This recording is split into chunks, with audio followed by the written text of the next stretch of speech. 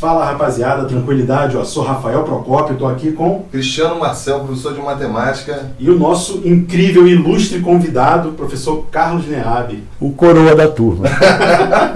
Não, o cara que tem mais histórias para contar da turma. Mais experiência.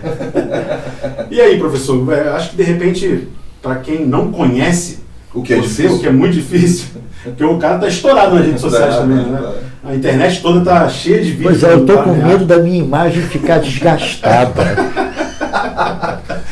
Aí apresente-se, fala pro pessoal qual é o seu background aí. Meu nome é Carlos Neabi e eu sou professor de matemática desde sempre, né? É o que eu amo fazer.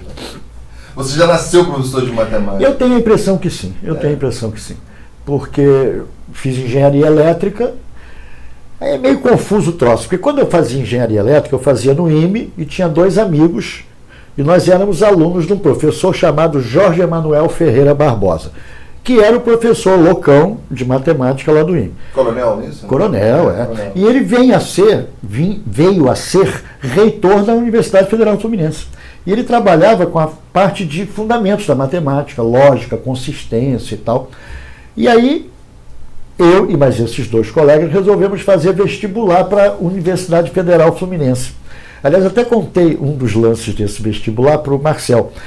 A única questão da prova que eu errei, que eu fiquei muito pé da vida. Pode falar palavrão se quiser. Limite quando x tende a 0, descendo de x sobre x. O que o precipitado marca? Porra, essa questão é babaca, vale 1. Depende da unidade. E nas opções tinha ela, depende da unidade. E o babaca caiu feito um patinho nessa, né? Quer dizer, se x for radiano dá 1, mas se x for graus ou graus, porque você tem... o cálculo todo é feito para radianos, né? Pois é. Eu espero que tenha uma... Em geral, eu nunca vi questão que use outra unidade. Pois é. Mas como é que era o vestibular naquela época, cara? Agora, cara, foi legal o vestibular da Fluminense, então eu errei essa questão, mas passamos nós 3. E aí nós fizemos uma porrada de disciplinas na Fluminense de matemática. Inclusive com um cara que é famoso, que é o Luiz Oswaldo. Luiz Oswaldo era professor de teoria dos números e de geometria do IME. O cara era o maior mão fechada do mundo. Não sei se vocês conhecem um caso engraçadíssimo, que é o seguinte. Um belo dia sai uma reportagem no jornal, milionário professor de matemática deixa fortuna para o Bangu. Eita! É o Procópio! É o de Realengo, né? Claro que eu conheço. É o milionário, só que não me cabe. Você não conhece essa história? Não conheço, não. Luiz Oswaldo era o seguinte, ele morava com 3 irmãs na praia de Botafogo, aqui no Rio de Janeiro. A sala dele, digamos assim, tinha uma sala do lado, a sala de jantar. Só tinha estante de livro na casa dele. E ele emprestava livros para a gente, mas ele dizia o seguinte, 72 horas para me devolver. Então eu fui na casa dele várias vezes, o cara era uma biblioteca extraordinária. Pois bem, esse cara era Bangu doente. Quando ele morreu, ele deixou a fortuna, entre aspas, dele... Os livros? Para o Bangu. Uma grande fortuna. Bom, aí o mais engraçado é que caiu em litígio, essa confusão toda. Bom, quando a história se resolveu, alguns anos depois, a tal fortuna do Luiz Oswaldo não era porra nenhuma, em termos reais de grana, mas ficou essa história. Saiu nos jornais, né? Milionário professor de matemática. Mas ele era milionário mesmo? Ele tinha muito dinheiro? Ele tinha muita grana, porque ele investia em ações. Olha, o cara morava na praia de Botafogo, não é que seja longe o IME de lá. Mas, porra, não leva a mal, não, cara. Ia a pé da porta do IME até a antiga Sears, que era aquela loja de departamentos na praia de Botafogo, onde hoje é aquele shopping que a gente chama de shopping escada. Aquela porra só tem escada. Quem não mora no Rio de Janeiro, tem um shopping aqui, o shopping Botafogo Praia Shopping. Botafogo Praia Shopping, que, cara, parece aquele quadro do Escher que você vê. Exatamente. É uma desgraça. Só tem escada aquela porra. Você vê, está subindo a parede, daqui a pouco tá de cabeça pra lá. Eu tô aqui! Caralho! Esse quadro do Mestre foi genial. Muito interessante. E aí, ele morava ali perto, ele ia a pé, cara. Ele ia a pé, ele não pagava nem um táxi para levar o cara em casa. Ele era bem humilde. E ele foi meu professor de teoria dos números na Fluminense. E eu fui aluno de algumas pessoas muito interessantes. Por exemplo, a Doris, que foi assessora dele durante muitos anos, era especialista em área de computação ligada à matemática. Então eu acabei fazendo matemática na Fluminense com esses meus dois amigos. Mas por outro lado, quando eu me formei, depois eu fui trabalhar na PUC há alguns anos, né? Deixa eu ver a cronologia. 70 eu comecei a dar aula no IME. Me formei em 69, em 70 comecei a dar aula no IME. Qual ano depois logo? No ano seguinte, eu já fui professor no primeiro ano do IME, da graduação do IME. Né? IME, acho que todo mundo sabe, mas caso alguém não sabe, é o Instituto Militar de Engenharia que fica aqui no Rio, perto do Corpo do... Que é um dos vestibulares mais difíceis. Né? Na Praia Vermelha. Na Praia Vermelha. Muito difícil. Foi de 70 a 75, aí, mas nesse entretempo, eu fui trabalhar no SERPRO também, né? Trabalhei no SERPRO há alguns anos. SERPRO que fica na Jardim Botânico ali, né? Tinha uma parte do SERPRO que era dentro do Jardim Botânico, que dava uma briga danada, porque... Até hoje tem essa peleja lá. Até hoje. Porque tem casas que eram de pessoas, que eram funcionários. Isso. Então tem uma fofoca até hoje com relação... Uma treta boa lá até hoje. E aí o SERPRO que eu trabalhava era no centro. Era na Lapa, quer dizer, ali no passeio público, né? Sim. Onde tinha o prédio do... E, aliás, o bom do prédio do SERPRO é que tinha o bar, alguns botecos ali na Lapa. O que era bom de trabalhar? Tinha um bar, esse bar... Não, e o bar ganhou na matemática. Como era o nome do restaurante? Era Bar Brasil. Bar Brasil. Bar Brasil. Meu irmão, joelho de porco. Tudo que você puder imaginar. Não, e o bife, a parmegiana deles, era do tamanho do prato. Eu adoro. Era do tamanho do prato. Então, o bom de trabalhar ali era o rango, né? Sem dúvida nenhuma. Me conta uma coisa. A sua experiência foi, você se formou no 69. Me formei em 69. E já foi trabalhar em 70. Em 70 comecei a dar aula lá e também dava aula no Baiense. Porque aí o Roquete em 70 foi para o Baiense, montou lá a turma IME, e aí eu passei também a dar aula de matemática lá no Baiense, né? Aí, como é que foi a história? De 70 a 75 eu fiquei no IME, aí saí do SERPRO e fui para Petrobras. Na verdade, a divisão de ensino da Petrobras, naquela época, era dirigida por um milico que era responsável pela pós-graduação de mecânica lá do IME. Estou tentando lembrar do nome dele, não estou conseguindo. Talvez eu lembre depois. Não, tá funcionando. Então, esse cara me chamou. Por quê? Porque a Petrobras ela tinha 1 milhão de plataformas de informática. E ele queria reformular o famoso curso Canal, que era o curso de formação de analistas de processamento de dados. Era esse o nome na época. Sim. Porque o que acontece? O mercado ainda não era atendido pelos cursos de tecnólogo, ou seja, não dava vazão, né? Porque o mercado, na década de 70, estava querendo muito pessoas com formação em processamento de dados. Como eu fiz mestrado na própria PUC em ciência da computação, ele me chamou e eu acabei reformulando o canal, e na verdade o canal ainda rodou 2 anos. Depois o próprio mercado começou a atender. Então a Petrobras acabou com o curso. Mas nesse curso tem uma história muito engraçada. Porque eu tinha 3 amigos, em que um era árabe, o outro era palestino e o outro era judeu. É uma boa piada, né? É uma boa piada. Pois é. Quando eles me pediram para reformular o canal, eu não só reformulei, como convidei profissionais da área de informática fodões que eu conhecia, né? Pessoal do SERPRO, etc e tal. Aí, um belo dia, e na turma, eu diria a você o seguinte, deviam ser uns 15 a 20 caras, metade era judeu. E um dos caras, um belo dia, levanta o braço e diz: professor, posso fazer uma pergunta? Eu disse: pois não. O senhor tem alguma coisa contra os judeus? Quer dizer, mal sabia ele que eu era judeu. Porque, olha só, Lúcia Assad, Abdelhai, Dieudonné, que é o nome palestino, isso aqui vai ter uma guerra aqui dentro, não é possível. Ou seja, foi o lance talvez mais engraçado da minha vida com relação a isso, porque O judeu, ele não responde a uma pergunta. O judeu, ele pergunta, quando você faz uma pergunta a ele, Ele faz outra pergunta. Ele faz outra pergunta. É a característica, digamos, mais marcante dos judeus. Então, quando ele me fez, só tem alguma coisa contra a gente, eu disse, mas você tem alguma coisa contra os professores?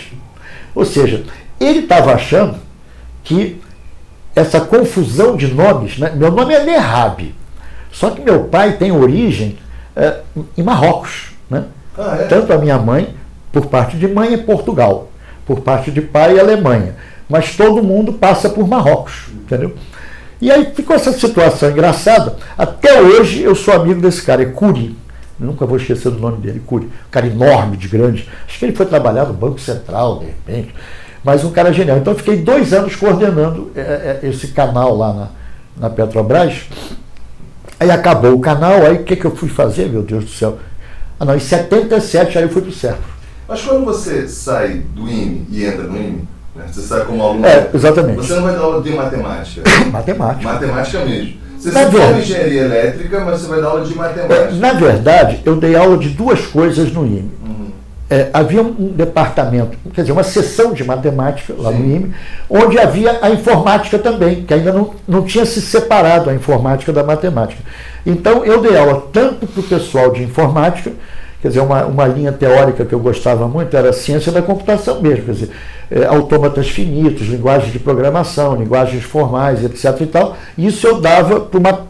Aliás, tive alguns alunos inesquecíveis nessa época, no IME, né? Mas eu dava aula de matemática para o básico. E na pós de nuclear eu dava aula de equações diferenciais. Quer dizer, eu dava aula de quase tudo, né, porra? Mas como é que foi você entrar em sala de aula? Porque você não foi... Bom, a bem da verdade, muitos professores hoje fazem universidade e para entrar em sala de aula eles não são preparados. Bom, eu e você, por exemplo, a gente saiu entrando.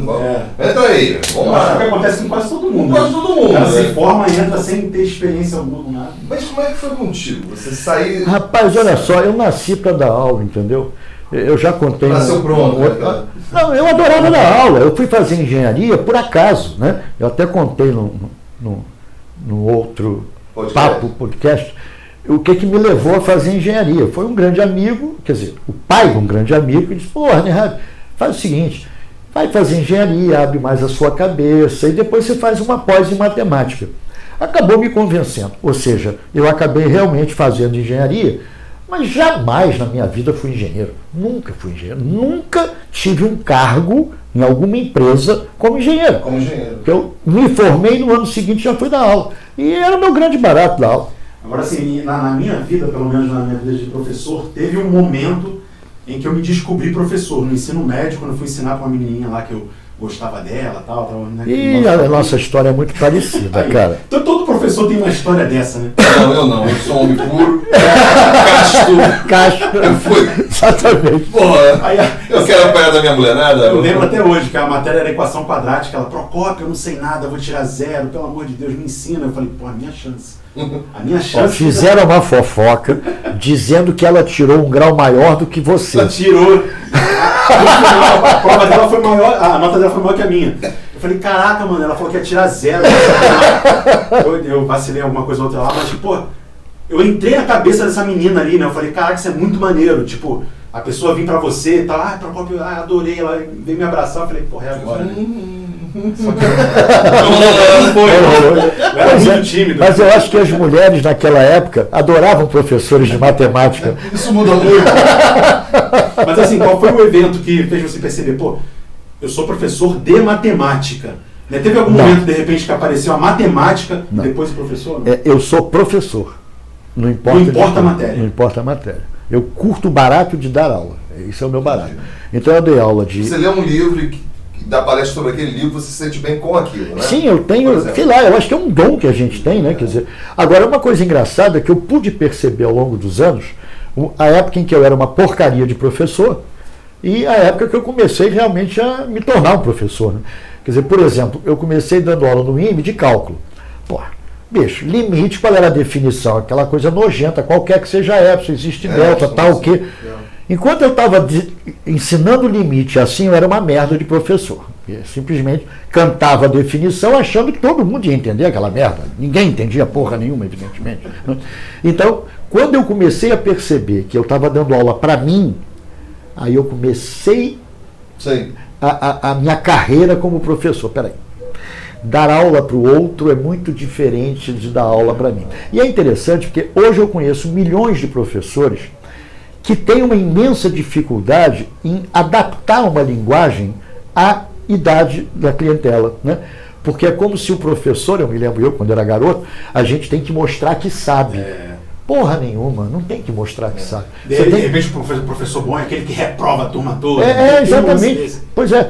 Então você tem que adequar a sua linguagem às crianças. Se você dá aula para criança, não tem jeito. Na década de 90, por exemplo, eu comecei a dar aula na década de 90, tinha algo que depois eu não sei se isso era para mim era intuitivo. Mas era o lance de lista de exercício. Porque hoje é muito fácil pegar lista de exercício na internet. Na internet, claro. Mas a lista de exercício rodava de bom irmão. Olha a lista de exercício desse cara. Ou só tem exercício. Ou seja, você não fazia a lista de exercício para o aluno aprender. Você fazia. Na época de curso que eu tô falando, né? Curso. Lógico, sem dúvida. O cara veio e fala, pô, essa lista do cara tá difícil. E, pô, olha que interessante. Esse cara que é o bom, né? Cara, é uma vaidade desnecessária. Eu acho que eu comecei realmente a ser professor quando eu saquei esse lance, né? Quer dizer, qual era o papel do professor? É facilitar o aprendizado do outro. Então, isso tem o seu tempo, né? Eu diria a vocês o seguinte, eu comecei a me tornar um razoável professor com uns 35 anos de idade. Com 40 eu já achava que... Quase a minha idade. Estava bom. Eu já tinha uns 15 anos mais tarde já, mais. Porra, eu dava aula... Não, fora que eu dei aula particular a vida inteira, né? Ganhei muita grana dando aula particular, né? Principalmente para os débeis mentais em matemática da minha turma lá da rua onde eu morava, né? Só tinha topeira em matemática, né? Vários deles até hoje meus amigos. Prova de matemática, a galera toda ia lá para casa. Porra, vai ter prova na semana que vem. Eu digo, ótimo. Mas minha hora de brilhar. Não, era a minha mesada. A minha mesada eu mesmo ganhava a minha mesada, né? Aquele fato estranho, né, da pessoa estudar para a prova e não para aprender. Mas você sabe que hoje, eu às vezes dou aula particular. Às vezes. Por exemplo, um amigo me telefona pedindo para dar aula para o filho ou neto de um amigo dele próprio e tal. Sim. Agora, uma coisa eu não topo em hipótese nenhuma. Ah, meu filho vai ter prova depois de amanhã, o senhor pode dar aula para ele? Eu digo, não. Eu só dou aula para quem quer aprender a matemática. Agora, quem quer fazer a prova, procura outro professor, eu estou fora. Fazedor de prova não, né? Porra, a responsabilidade de fazer o garoto topeira e sem interesse em estudar passar, eu vou ter essa responsabilidade? Não. Agora, deixa eu ser mais específico na minha pergunta. Você entra como professor, mas em que momento você você percebe que a cognição matemática é algo muito importante para você encaixar isso que você está falando, sabe? Olha, muito depois. Encaixar, que eu digo assim, por exemplo, quando você dá aula de produtos notáveis do cara do 8º ano, já acho muito pesado, não é a mesma aula que você vai dar a aula de produtos notáveis para o cara do 1º ano. Não que esse cara seja mais inteligente que aquele, mas a mentalidade dele já mais preparada. Olha, o amadurecimento. Eu acho o seguinte, para valer, há 15 anos, ou seja, eu já tinha mais de 60, quando os meus netos começaram a nascer. E como eu sou muito chegado neles, eu observava muito o desenvolvimento deles. Aí eu fiquei fissuradésimo nisso, né? Eu até tenho umas fotos engraçadas. O princípio da Casa dos Pombos. O que eu fiz? Eu sempre falo essa, porque eu não consigo falar o nome do cara. Dirichlet. Eu não consigo falar. Dirichlet. Eu falo agora, daqui a pouco eu... O princípio da Casa dos Pombos. Pois é, mas o princípio da Casa dos Pombos foi uma coisa engraçada, porque tem umas bolas de plástico que você, que você desencaixa, né? E aí vai diminuindo de tamanho até... Então eu peguei aquela coisa que hoje você compra em qualquer loja de brinquedo. Botei no chão, o Felipe... É tipo uma madriosca, né? Exatamente. Tipo uma madriosca. Felipe hoje tem 14 anos. Ele tinha uns 3 para 4. E eu peguei aquelas bolinhas normais. Aí eu separei aquelas coisas todas viradas para cima, né? Meia esfera, meia casca de esfera, e botei um número de bolas, um a mais, para ver o que ele ia fazer.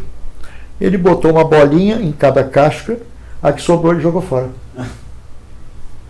Eu digo, realmente, não está na hora de ensinar o princípio da casa dos poucos. Sobrou aquela merda, jogou fora. Como que ele vai... Duas bolotas na mesma casca, porra nenhuma. Sobrou essa merda, jogou fora, entendeu?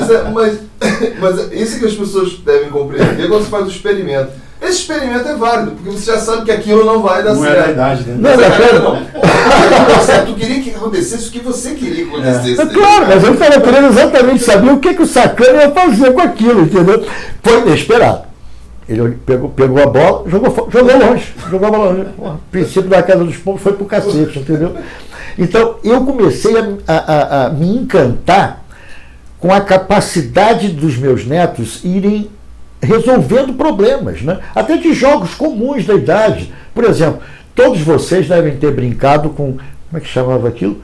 Não sei o que do engenheiro. Eram uns paralelepípedozinhos que tinha relógio, tinha telhado, uns telhados vermelhos. Exatamente. Ainda tem ainda, muito por aí. Eu tenho esse brinquedo até hoje lá em casa. Então, você começa a perceber como que a criança se organiza frente àquele brinquedo. Porque aquele brinquedo, num primeiro momento, quando ele é muito pequeno, é porra nenhuma, é um monte de peça. Vai jogar para lá, para cá. De repente você começa a perceber ele fazendo edifício de 2 andares, de 3 andares. Tem, exatamente. Então, aquilo é um charme. E aí eu comecei a estudar mais a parte relacionada à psicologia de aprendizagem, né?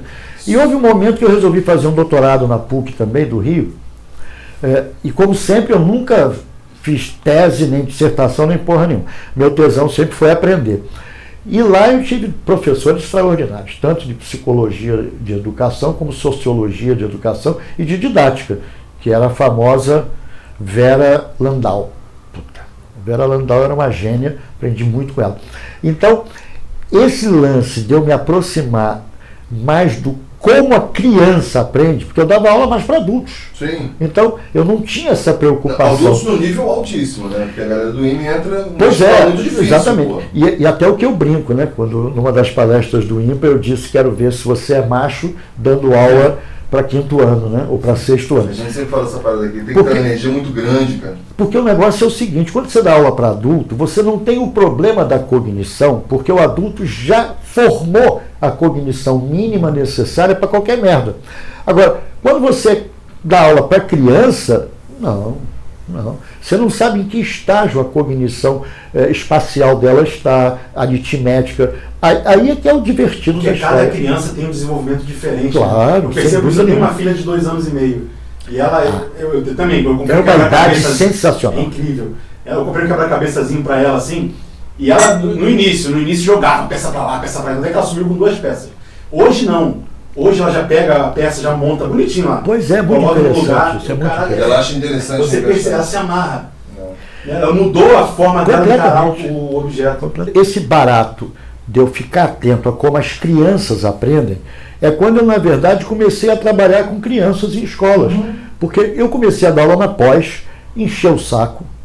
Aí eu passei uma fase da minha vida vedete de vestibular, porque eu trabalhava no Impacto, né? E no Baense também, que era primeiro Baense, depois Impacto, né? Baense foi em 70, em 72 para frente foi no Impacto. Sim. E aí eu trabalhava no Impacto e estava no SERPRO também, no Serviço Federal de Processamento de Dados. Lá a gente fazia muito modelagem matemática, né? E aí você vai trabalhar com criança. E aí, um belo dia, eu enchi o saco ensino médio, porque na verdade eu comecei a perceber o seguinte, como é que a gente aprende? Eu queria entender como é que a gente aprende. Meu irmão, você tem que estudar muito para entender como é que a gente aprende, entendeu? E eu caí de... E são várias vertentes. Lógico, exatamente. Dependendo do referencial que você escolha... Sem dúvida nenhuma. Mas eu acho que com a neurociência as coisas ficaram mais fáceis de serem compreendidas, né? Então, eu batalhando para aprender como dar aula para crianças menores, né? Porque ensino médio, dei aula durante muito tempo, juro a vocês, encheu o saco. Aí eu fui para o 9º ano. Eu costumo dizer uma frase que no 9º ano... Quando eu te conheci, nós trabalhávamos e você era do 9º ano. Pois é, em 9º ano, eu dizia para mim mesmo, não tem mais jeito. Não entendem porra nenhuma de matemática, vão continuar não entendendo. Aí eu fui descendo, 8º, 7º. Quando eu cheguei no 6º, eu disse, há esperança. Então, no 6º ano, ainda dá para pegar. No 6º ano, é uma turma braba, bicho. 6º ano, você tem que realmente ter muita competência para dar aula. Porque você tem vontade de esganar a turma inteira, entendeu? Porque é uma energia que essas crianças têm no 6º ano, que é uma coisa de maluco, né? A dificuldade de se concentrar também, tem muita coisa. Aí eu usei uma estratégia interessante, porque na época eu já sabia que uma criança nessa idade consegue prestar atenção no máximo 6 a 7 minutos. Então, no primeiro dia de aula, eu negociei com eles. Olha aí, 6, 7 minutos aqui em mim. 3 minutos de intervalo para vocês fazerem a zona que quiserem. E funcionou até o final do semestre, sim. Então, eles faziam um intervalinho de 3 minutos, sim, e eu consegui... Mas só assim eu conseguia a atenção dos caras. E a verdade é a seguinte, criança nessa idade, você acha que vai prestar atenção no que você está falando 45 minutos? Nem por um cacete, entendeu? Não tem condição. Mas aí eu comecei a usar algumas técnicas para poder chegar nos alunos. Agora, hoje o que eu percebo é o seguinte, a matemática, como é ensinada, é da pior maneira possível, entendeu? Quer dizer, eu acho que os programas são uma porcaria, a forma de abordagem é uma porcaria. Por quê? A gente ensina, qualquer que seja a disciplina, de uma maneira completamente linear. A matemática não é linear, né? Você pode ensinar, como você mencionou, produto notável para uma criança de 7º ano, porque ele já começa a álgebra no 7º e tal, 8º, e você vai ensinar no 3º ano do ensino médio, o cara ainda não sabe os produtos notáveis básicos, entendeu? Então, como é que rola essa história, né? Como é que você consegue encadear assuntos para dar tesão? Eu digo a vocês, não é com a BNCC. Não é. Eu acho a BNCC ótima para a Dinamarca. Acho perfeita a Dinamarca. Isso aconteceu, só para te interromper rapidinho. Para Vila Kennedy, eu vou embora. Não, teve uma vez que eu trabalhava na prefeitura do Rio de Janeiro. Eles começaram a querer um papo de implantar o sistema da Finlândia na rede municipal do Rio de Janeiro. Aí eu pensando, só faltam os finlandeses aqui, né? Claro! Mas é só um detalhe. Quer ver? Eu até botei no celular umas cópias de uns slides de uma palestra minha, que foi até uma palestra que gerou uma celeuma danada, porque a palestra que eu dei no INPA se chamava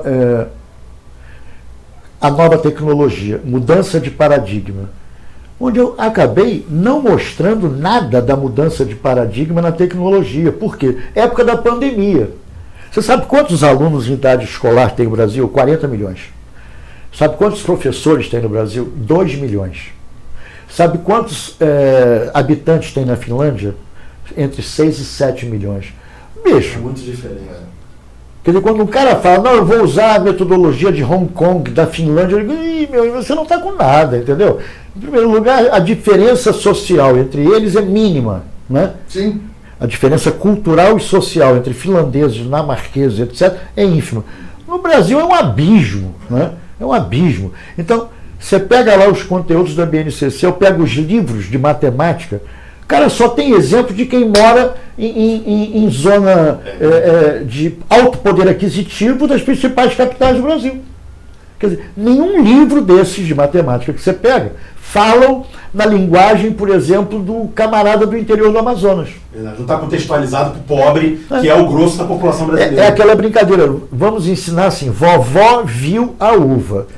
Só que naquela época que se ensinava a vovó viu a uva, não tinha uva no Nordeste e a vovó já tinha morrido há uma porrada de tempo. Então o aluno não sabia nem o que era uva, nem o que era vovó. E tinha que aprender, se alfabetizar com vovó viu a uva. Porra, isso não faz parte da linguagem do cara, entendeu? Foi o grande sucesso de Paulo Freire quando alfabetizou aquele pequeno grupo Exatamente. de pessoas. E até hoje, até hoje eu morro de rir, os camaradas que nunca leram 3 linhas do Paulo Freire, pichar o Paulo Freire, né? São uns débeis mentais. Tem aquele livro também que eu li, Na Vida 10, na Escola 0, que o cara ele pode ser analfabeto, mas se você trouxer a matemática para ele, dentro do contexto dele, o cara sabe. Tranquilamente. Ele consegue aprender muito mais fácil do que você lá ficar explicando aquele monte de coisa sem sentido. Olha, eu vou te dizer o que eu gosto de fazer. Eu gosto de trabalhar com oficinas de matemática, né? Eu fiz muito isso. Então, por exemplo, calcular volume, né? Volume e capacidade. Bicho, eu levava uma cacetada de materiais para a sala de aula para os alunos brincarem. Você quer ver um exemplo banal? A caixa de 1 litro de leite. Eu levo esse troço para a sala de aula. Olha, aí está escrito que é 1 litro. Por que é 1 litro? Você mediu? Bom, aí já tem o lance de saber o que é centímetro cúbico, o que é mililitro, né? E que você sabe que multiplicando as 3 dimensões de uma caixa paralelepipedal você obtém o volume. Aí dá 1000 e poucos centímetros, é 6,5 por 9,5 por uns 12 de altura, a lata de litro.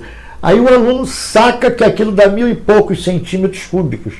Um outro exemplo que eu fiz em sala, aí foi realmente para seduzir as meninas também. Eu levei os vidrinhos de esmalte e pergunto para ela, quanto cabe de esmalte?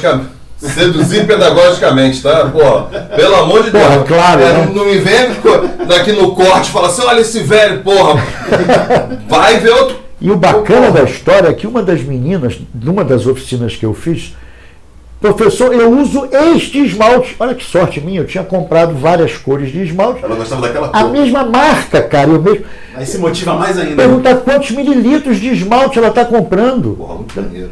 Água boricada, aquelas vidrinhos de água boricada, etc.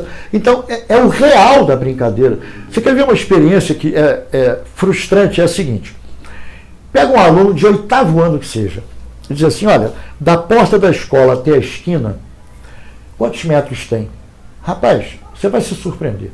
O cara vai dizer de 10 metros a 1000. Porque você acha que ele não tem... espaço dele, ele não tem ideia. Quer dizer, você ensina centímetro... Decâmetro. Essa merda toda. Decômetro. Aí você pergunta qual é a altura desse edifício. O cara não tem uma linha de pensamento para a ordem de grandeza. Quer dizer, nunca passou pela cabeça dele que o pé direito de um prédio é tipicamente 3 metros, digamos assim. Então, 10 prédios de 10 andares deve ter uns 30. Ele é capaz de falar 100, 150. Ele vai chutar qualquer Vai coisa. chutar qualquer coisa. Então, o que eu mostro é o seguinte, é a inadequação da forma como a gente ensina. Quer dizer, o aluno sabe que transformar milímetro para centímetro, centímetro para metro, mas ele não sabe o que é metro. Ele não sabe o que é metro. Que é mais básico que isso. Se ele não sabe dizer que a distância daqui até a esquina são 20 metros, 10 metros, eu tive respostas do tipo 150 a 5. Porra! É uma diferença muito grande. Não internalizou a Não unidade. adianta falar pro cara que 1 metro é 1 dividido por 300 mil, né, da velocidade da luz. Sim! O cara não vai saber, Não vai saber nada, pô. Eu tive uma experiência maneira, quando eu era professor em sala de aula ainda, de ensinar frações através de filmagem e fotografia. Porque você tem fração bacana. de segundo, né? Quando você aperta para configurar a câmera manualmente e tal. Pô, os alunos se amarravam. E no final a gente produzia um monte de foto, de vídeo e colocava na escola, né? Para exposição. Pô, eles se amarravam e aprenderam pra caraca. Assim. Porque é o concreto, quer dizer, a gente trabalha no abstrato com criança, não funciona, cara. Pegando esse teu gancho, você falou sobre aqueles bloquinhos que você... acho que é engenheiro, não É engenheiro, cara, aqueles bloquinhos. O cara pega aquele bloquinho e monta. Provavelmente, eu não sei, deve ter um aplicativo que tem aqueles mesmos bloquinhos que você vai encaixando. É diferente para o aprendizado do aluno mexer no aplicativo? Porque houve uma cultura muito grande de dizer que não, pô, o aplicativo vai melhorar muito o entendimento. Ou você acha que o tato com aquilo é melhor para o aluno ou não? Eu, particularmente, nessa palestra que eu fiz sobre tecnologia e como é que muda, o que eu estava querendo fazer nessa palestra era sacanear a tecnologia. Porque a gente tem uma mania de... Tecnologia é instrumento, né, cara? Se você continua ensinando as mesmas boçalidades, não faz a menor diferença se você está com tecnologia ou sem tecnologia. Eu já vi uma vez uma pessoa argumentando assim, não, porque antes da época do rádio, eu falava, não, agora que veio o rádio, a educação vai mudar no mundo inteiro. Aí depois veio a televisão, agora com a televisão, todo mundo vai aprender. E não mudava nada. Aí veio o computador. Não, agora tem um computador. Lógico. Vai todo mundo aprender. Só que as pessoas continuam ensinando as mesmas coisas da mesma forma. Não é o computador para fazer a pessoa aprender. E avaliando da mesma forma. E avaliando da mesma forma. Avaliando, porque você também estava falando, o cara estuda para a prova. Ou seja, o cara só estuda para a prova. Essa avaliação do geral. Não, e o pior é o seguinte, você continua a fazer aquela babaca daquela prova igual, há 1000 anos. A mesma coisa. Como se isso medisse alguma coisa.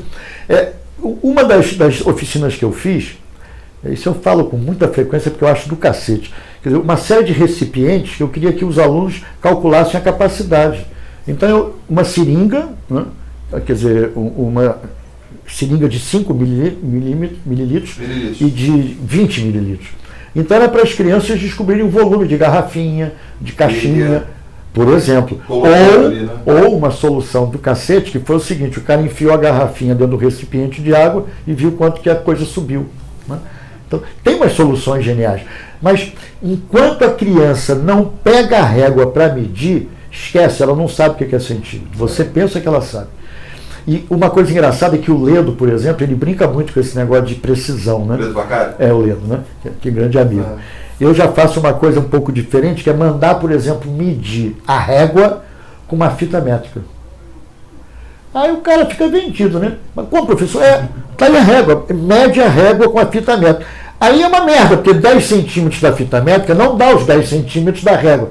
Aí o cara fica no vácuo. Qual que está certo? Qual o padrão? É essa questão. Mostrar que as coisas são um pouquinho menos óbvias do que parecem, né? Tudo tem uma imprecisão, né?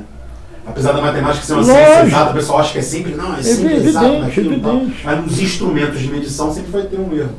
Quer ver uma outra coisa que eu fazia? Eu levava uma trena, mas eu deixava escondido. Eu levava barbante e mandava medir, quer dizer, eu levava, não dizia o que tinha que usar. Muita gente que está nos assistindo não sabe nem o que é treino. Não sabe o que é treino, não tem contato com treino. É verdade. Muita gente tá... Treino é aquela coisa circular que a fita métrica sai de dentro dela. Cara, muita gente não treina. É um comedor de fita métrica. Ele vai achar que é um aplicativo. E um machucador de mãos também. Eu machuquei também. Mas aquela metálica é perigosa, porque aquilo corta. Mas você dizia, eu te interrompi, desculpa. Mediu um campo de futebol, um campinho de quadra de salão. Mediu o tamanho da quadra. E é muito engraçado, porque você pergunta, vem cá, você acha que tem 100 metros ou 20? A criança não tem ideia do que é 20 metros. Né? Ou então medir a profundidade da piscina contando quantos ladrilhos tem na escola que eu dei aula. Né? Como é que você vai medir a profundidade da piscina? Você sabe quanto é que mede um ladrilho padrão? Então conta quantos ladrilhos tem. Quer dizer, essas coisas que são a prática do dia a dia, que na verdade é o que a gente usa, isso não é ensinado na escola. Isso foi interessante, que no mês passado eu viajei com a minha família, né? O pessoal estava na piscina tomando banho, aí fala assim, pô, essa piscina aqui é grande, será que tem o quê? 25 metros? 50 metros? Peraí, aí eu vi exatamente isso, eu vi o tamanho do piso, falei, eu vou medir para vocês aqui. É lógico. Eu sei, né, por minha experiência, que o meu palmo tem 22 centímetros. O meu também, exatamente. Aí eu fui, o meu acho que tem um pouco mais. Medi só um, né? Claro, uma lajota daquela. Expandi e encontrei 25 metros na piscina. Pois é. Mas eu acho que, tal como a gente faz com a criança, que a gente acaba ensinando primeiro o símbolo matemático e depois mostrando para ele qual é a ideia do 1, que é a ideia de numeral e número, a gente acaba fazendo isso que você está fazendo com a álgebra. Sabe? No 8º ano a gente chega para o assim, vamos calcular o volume desse cubo, é x ao cubo, é o cacete. É a maior resistência que os alunos têm, esse negócio de misturar a letra na matemática. O diabo veio, Deus inventou lá 1 mais 1 igual a 2, aí veio o diabo e colocou o x e o y no meio do negócio. Que nem aquela live não tem x nenhum, que aquele cara fez, engraçadíssimo, que viralizou pra cacete. Eu fiz, todo mundo viu essa. Por isso é um negócio tranquilo, A mais B igual a X. Não sei como. Não sei como. Mas eu acho que. Mas é exatamente isso. Eu acho que ele fez uma piada, mas se encaixa muito bem no nosso. Foi sensacional. Fácil era na Roma antiga, né? Que x era sempre igual a 10. É 10, não tem jeito, fácil. Muito bom. Mas então, eu acho que o mundo real, a gente não ensina no mundo real, né? E o mais engraçado é que hoje eu vejo o ensino extremamente elitista, entendeu? A nossa BNCC, na minha opinião, é de uma estupidez. Quer dizer, não olha o Brasil como o Brasil é, entendeu? Então você fica imaginando o seguinte, mas a gente tem que dar um pouco de abstração. Cara pálida, quantos habitantes tem o Brasil? Vão ser todos empreendedores, é isso? Todos vão ser engenheiros, advogados? Em que mundo, em que planeta você está? Né? Em que planeta você está? Tem camarada que não sabe nem abrir a boca. Então, qualquer que seja o emprego que ele tenha, decente, é um ganho. Quer dizer, a BNCC ela é claramente elitista. Né? Eu já brinquei dizendo que seria ótimo aplicar a BNCC na Dinamarca, na Finlândia, em Hong Kong, etc. Cara, você vai para o interior da Amazônia, eu tenho família na Amazônia.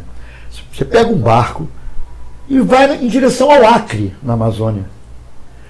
Algum dos livros publicados de matemática, você acha que tem alguma coisa que a ver com a vida do Ribeirinho? Não. Nada. Não.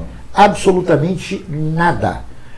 Então é isso, quer dizer, você tem uma BNCC que parte do pressuposto que todo mundo vai ser engenheiro, advogado ou médico. Isso declina em que governo, na sua opinião? Sim. Com o Fernando Henrique. E gozado, porque quando o Fernando Henrique literalmente acabou com as escolas técnicas, né? Por um lado, havia uma razão para isso, que era o seguinte: a escola técnica custava o triplo da escola convencional, ensino médio. Né? E o que se descobriu? Que a galera que fazia escola técnica ia fazer vestibular para ir para a universidade. Então não formava técnicos. Então você pagava o triplo para a formação de um camarada que não ia ser técnico, porque ele ia fazer vestibular para ser engenheiro. Né?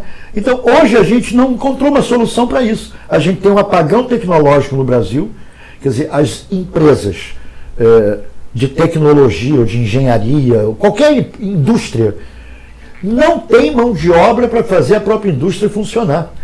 Por exemplo, eu costumo comentar, eu meio que fui afilhado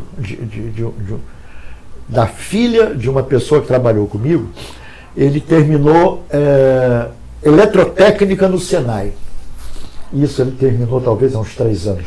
Salário inicial, na época, R$7.000.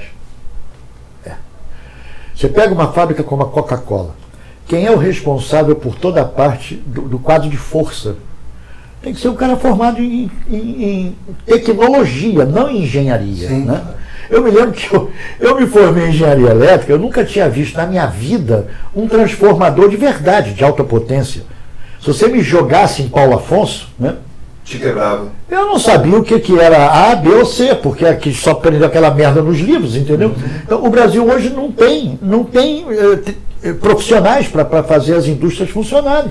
Não tem mesmo. Agora, fica essa ideologia que é perversa de que a gente só é feliz com canudo. Isso é uma perversão, porque veja bem, todo mundo vai ter canudo? Todos os brasileiros vão fazer ensino superior? E eles são piores por não ter? Claro que não. Claro que não. Claro que não. Eu costumo insistentemente falar na Alemanha, porque na Alemanha o ensino técnico é muito sério, existem talvez hoje só 5 tipos de escola técnica. Né? Eu me lembro que, também é um exemplo que eu costumo dar, eu quando era um garoto, eu devia ter 16 anos, papai pegou o carro, todo mundo, fomos para Recife de carro. Eu fiquei num hotel, que era um hotel relativamente modesto, só tinha alemão na porra do hotel. Aí o papai conversando com os caras eram carpinteiros, torneiros mecânicos, etc. e tal. Mas no Brasil, se você não tem canudo, você é infeliz. Então vende-se a ideia de que você tem que ter curso superior para ser feliz. Isso é uma sacanagem, porque você não precisa ter curso superior para ser feliz, né? Por exemplo, onde é que você conserta teu carro? Da esquina? Ou da Volkswagen, por exemplo? Geral na esquina. Quer dizer, o cara aprende como? Por repetição, né? Com o mecânico mais antigo. Agora, ele aprendeu tecnicamente alguma coisa, porra nenhuma, entendeu? Então, falta ensino técnico no Brasil. Você citou o exemplo da Alemanha, é real, assim, eu não entendo profundamente da Alemanha, mas é real que lá eles fazem a separação de quem vai seguir 10 a 12 anos de idade. Né? E aí, uma vez feita essa separação, a pessoa só pode trilhar aquele caminho. Se você tem grana, você pode matricular o seu filho na escola top, né, privada. Mas se você é uma pessoa que não tem essa grana toda, a separação é com 12 anos de idade, 11 para 12 anos de idade. Não tem escolha, né? Na escola pública não. O currículo, as notas que você tirou vão dizer se você vai para a escola A, B, C ou D. Agora, a escola A, ou B, ou C, ou D, ou E, te paga muito bem quando você se formar. São sensacionais para aquilo que ela se propõe a ser. É lógico, porque você precisa do torneiro mecânico, não necessariamente com a maquinária super moderna de hoje, então em vários níveis, né? Quer dizer, eu me lembro que o cara que consertava o ar-condicionado na minha empresa era o responsável pelo sistema de refrigeração do Jornal do Brasil. O cara estudou essa merda, entendeu? Ele fez Senai, ele estudou refrigeração. Então, hoje, no Brasil, você não tem a quantidade de escolas técnicas, se travestiu isso com os institutos federais de educação, que são 1/1000 do Brasil, né? São bons, são competentes, mas é uma fração irrisória, né? Então eu não estou nem um pouco otimista com a educação no Brasil. Você consegue ver muito bem num filme chamado A Onda, que é um Já vi. puta filme que fala sobre regime totalitário, como ele se forma num grupo muito pequeno. O professor ele simula o nazismo na sala de aula, né? E ali mesmo você vê que são salas diferentes, com cursos diferentes, como o Lerrap está citando. Cara, puxando um pouco para cá, quando a gente estava falando sobre sedução, sobre seduzir o aluno, você acredita realmente nisso? Isso eu não estou expondo a minha opinião, estou perguntando a sua. Você acredita mesmo que o professor tem que ter aquele algo meio de sedução, de conseguir prender? É sedução num outro aspecto, ou seja, se o aluno não sabe o que ele vai fazer com aquela porcaria, não pode ter tesão na história. Entendeu? Eu cito muito um exemplo que o Habermas, que era um cara da escola de Frankfurt, ele tem um livro chamado Conhecimento e Interesse.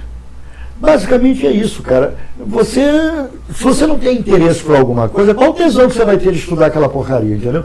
Então, se a tua linguagem matemática diz respeito, de alguma forma, à criança, ela vai se interessar, né? Houve uma aula minha que eu perguntei se fantasma tem volume, né? Quer dizer, se o fantasma entrar na banheira, transborda água, né?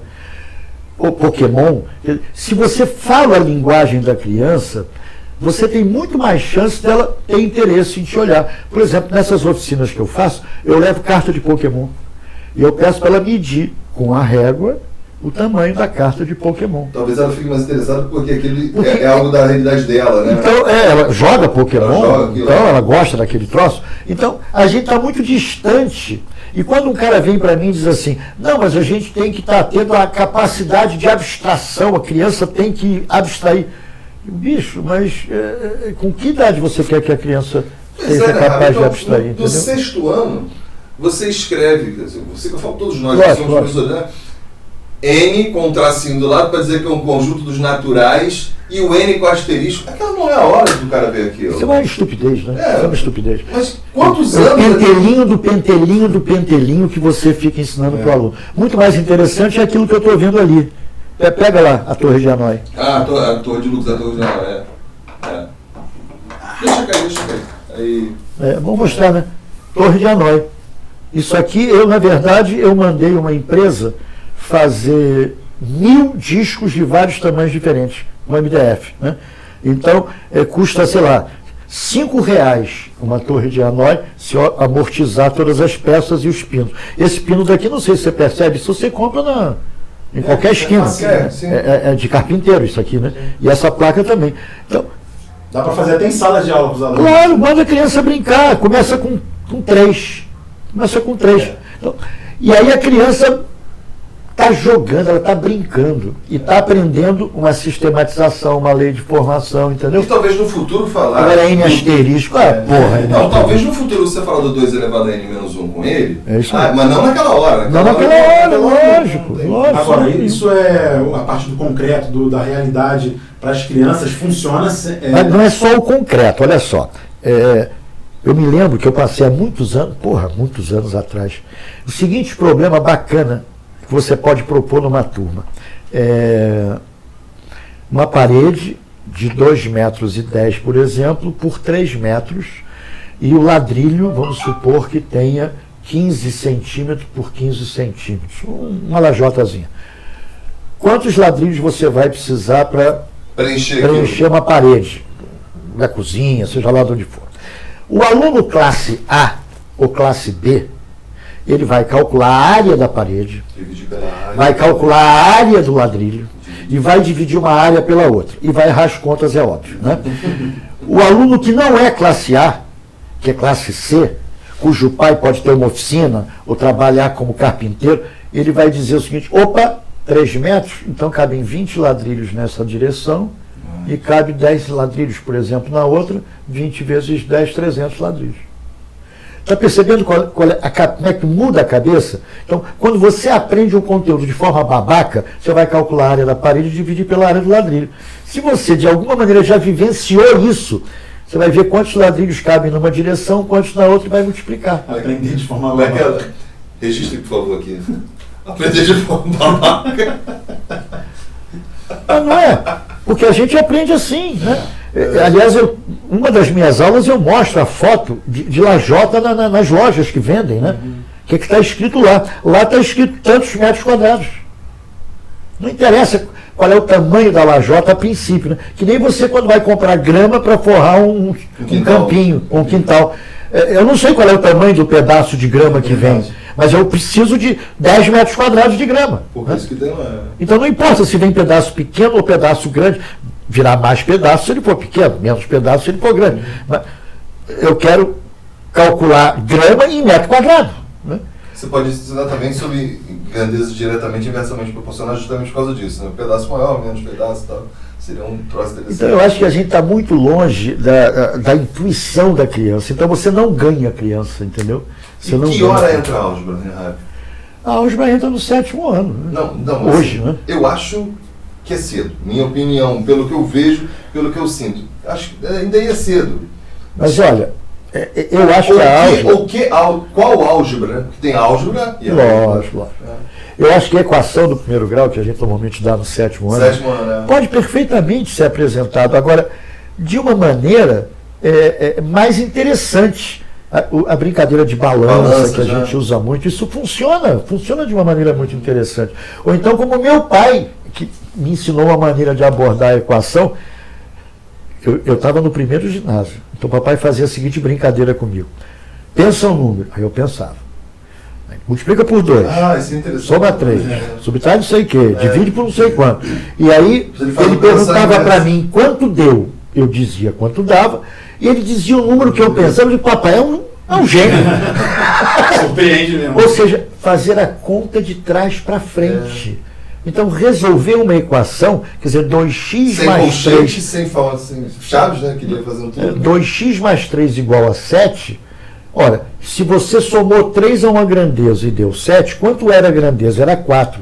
Então, o dobro de alguém é 4. Então, quem é o alguém? É 2. Então, você brinca com isso, aí você pode botar a letra X depois, que não tem problema. Porque pode ser quadradinho, pode ser letra X, pode ser um palito, pode ser o raio que for.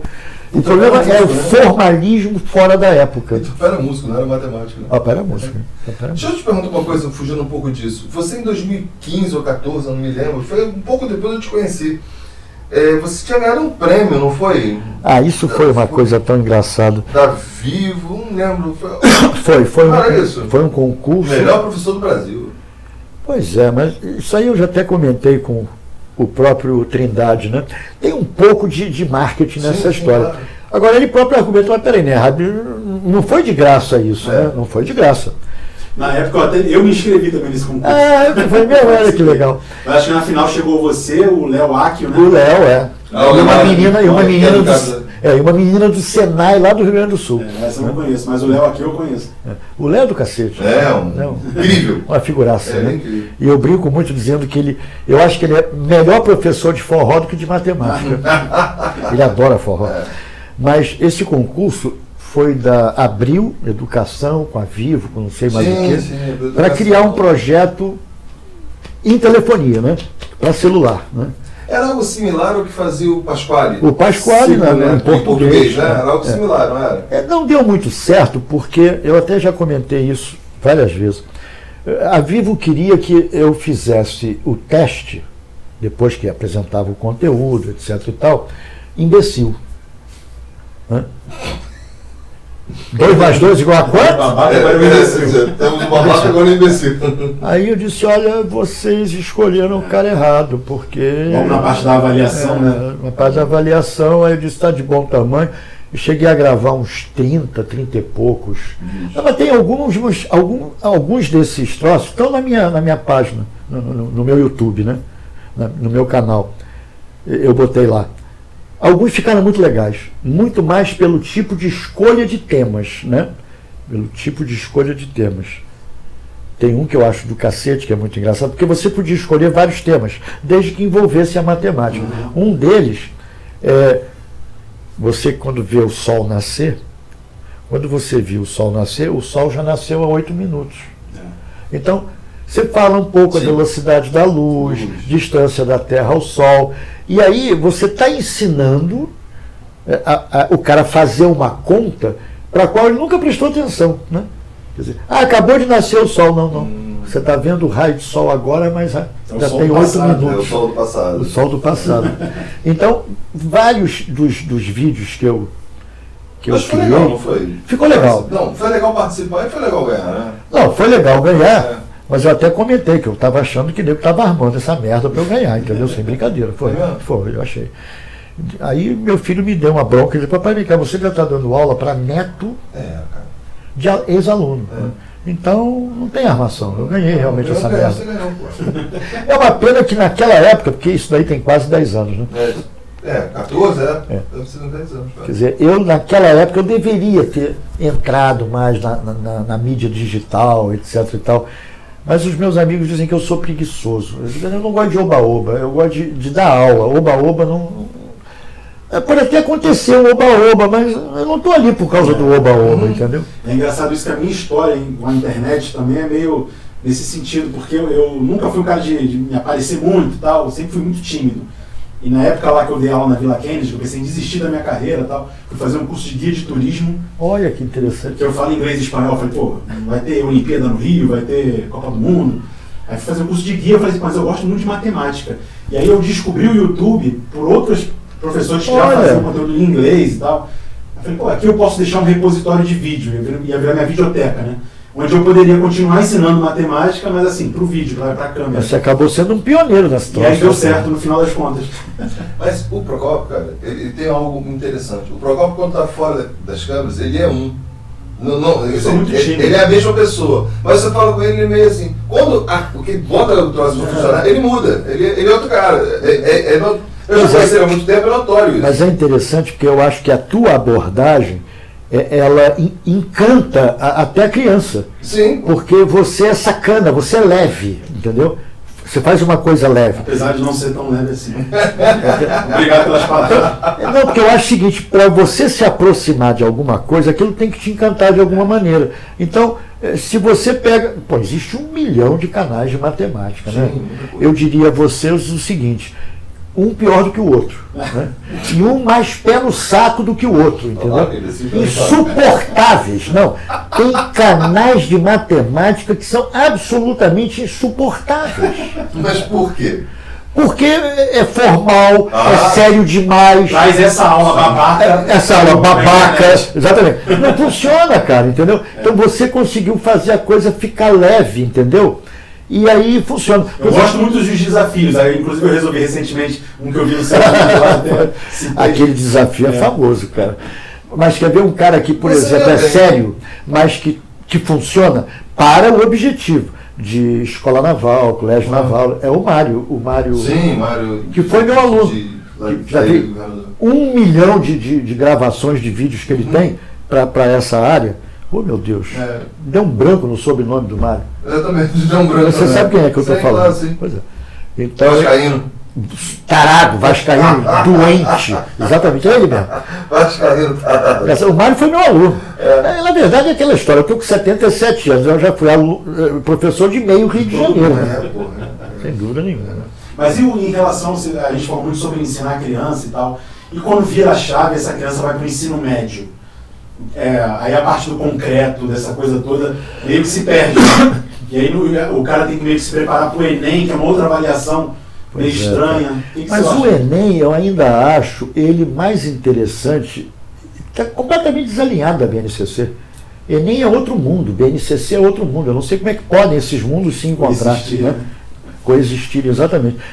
Tipo assim, pega a prova do IME, pega a prova do Enem. São 2 tipos de abordagem completamente diferentes. E uma coisa que me irrita profundamente é os sábios, com C cedilha, né, que bolaram a BNCC, não se dão conta que o Brasil tem 220 milhões de habitantes, 40 milhões de idade escolar. Pode ser um ribeirinho do Amazonas como pode ser um cara no interior de Minas Gerais, que passa o dia em cima de um cavalo pastoreando. Cara, são realidades diferentes. A impressão que me dá é que a BNCC quer transformar todo mundo em empreendedor. Isso é uma falácia cruel, porque é uma mentira. Não é verdade que todo mundo vai ser empreendedor. Porque 7 bilhões de habitantes no mundo e quebrados, vão existir 7 bilhões de empreendedores. Todo mundo pode ser patrão, não dá, né? Mas é isso. E qual é o problema de você ser funcionário? Essa é a crueldade. Dá a impressão que você tem que ser empreendedor. Isso é uma mentira. É você mesmo, não é? Você acabou de falar. Digitalmente você não é empreendedor. Não, digital, você não sou. Entendeu? Não. Você... Porque eu nunca tive... Eu acho que nunca me atraiu. Eu acho que você está muito bem. Você fala muito bem. Inclusive o vídeo que... Eu lembro do vídeo, era um vídeo falando de percentual ou juros, alguma coisa. De uma geladeira, que você comprava uma geladeira. Muito legal o vídeo. Eu acho que você não se identificou com aquilo, não tem problema. O negócio é o seguinte, eu acho, se eu pudesse com uma equipe de amigos fazer uma coisa diferente, eu até faria. Mas o que acontece é o seguinte, na minha idade, você acha que eu vou ter saco de trabalhar 10 horas por dia em cima disso? Não. Bicho, eu tenho 3 filhos, 6 netos. Não vai. Adoro dar aula, mas adoro meus netos também, sim, entendeu? sim. Então, não dá, cara, entendeu? Eu não vou ser escravo hoje de uma mídia, entendeu? Uhum. Se eu puder criar coisas, vai ser ótimo, mas por prazer, né? Para contribuir, você contribui muito Por bem. prazer, por prazer. Né? Mas me diz uma coisa, o teu pai era músico também, como eu acabei de falar. E você? Qual é o teu relacionamento com música? Não, música, eu sou apaixonado por música, né? Literalmente apaixonado por música. E qualquer música, né? Agora, qualquer música, quer dizer... Você não é elitista com música? Não sou. Agora, eu gosto de música que tem harmonia, quer dizer, alguns tipos de música imbecis, né? Já até brinquei no outro podcast. Primeira de dó, segunda de dó, primeira de dó, segunda de dó, primeira de lá, segunda de lá, primeira de lá, segunda... Porra, chega numa hora que enche o saco, cacete, entendeu? Porque tem que ter uma harmonia, né? Tem que ter uma... É por isso que a Bossa Nova mudou o padrão. Completamente, né? completamente. A Bossa Nova mudou o padrão. Só acabou que você está falando de Bossa Nova, deixa eu ver se eu consigo. Se você está afinado. Quando o João Gilberto vem na Bossa Nova e faz isso aqui, ó, está desafinado. Mas quando ele faz daqui, de dó, e vem para cá, e vem para cá, cara, ele muda totalmente o padrão. Ele muda totalmente o padrão. Então eu acho fundamental, e música, eu adoro brincar com as crianças com música, né? Uma das minhas palestras eu tenho um violão onde eu mostro o som, por que a gente tem a escala, digamos assim, cromática, né? Sim. E eu acho e isso daí chega na criança fácil, né? Quer dizer, existia na Tijuca, muitos anos atrás, um espaço chamado, acho que era Ciência Viva, né? Que era de um físico, como era o nome dele? Fernando, não é Fernando, talvez seja Tornag, porque a família Tornag é famosa, teve pessoas muito conhecidas aqui no Rio de Janeiro, isso há décadas. E era um espaço de ciência viva que eles tinham o seguinte, eles tinham uns bambus, né, gravados no chão de tamanho diferente. A criança batia com chinelo para viver a escala musical. Ou então como é que é o nome daquilo?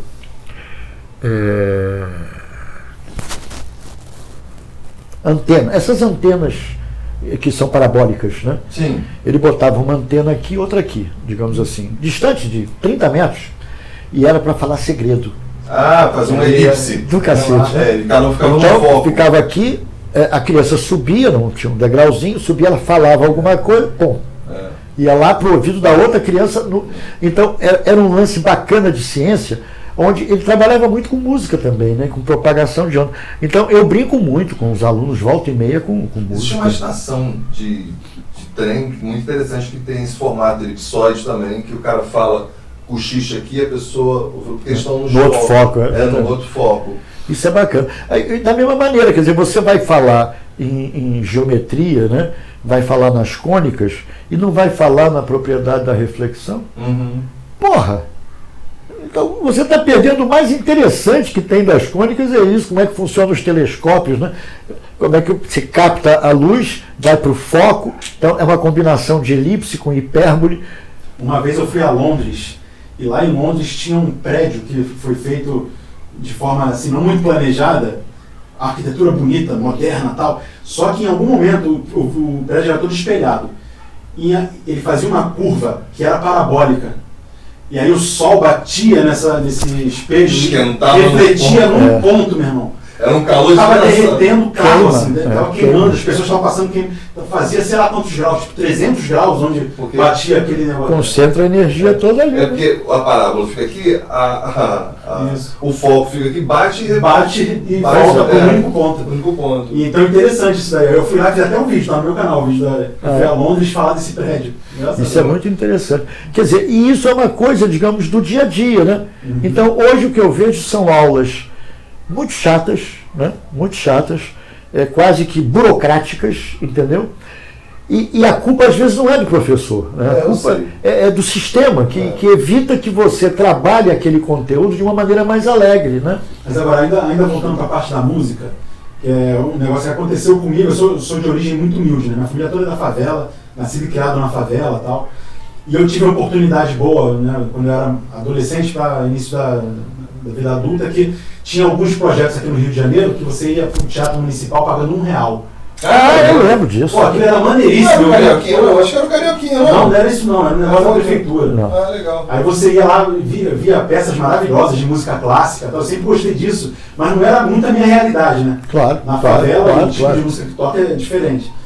Mas eu gostava disso, aí eu ia lá e, pô, aquilo mudou minha cabeça, assim, e poder ir ao Teatro Municipal, aquele negócio bonito. Tem uma aula de mistério, aquele troço, né? Aí eu queria saber de você, assim, o que você acha dessa democratização, por exemplo, da música erudita, se isso é importante, que hoje em dia não tem mais isso, né? Fundamental. Se bem que hoje a diferença entre música popular e clássica, eles pegam Tom Jobim, ele é popular?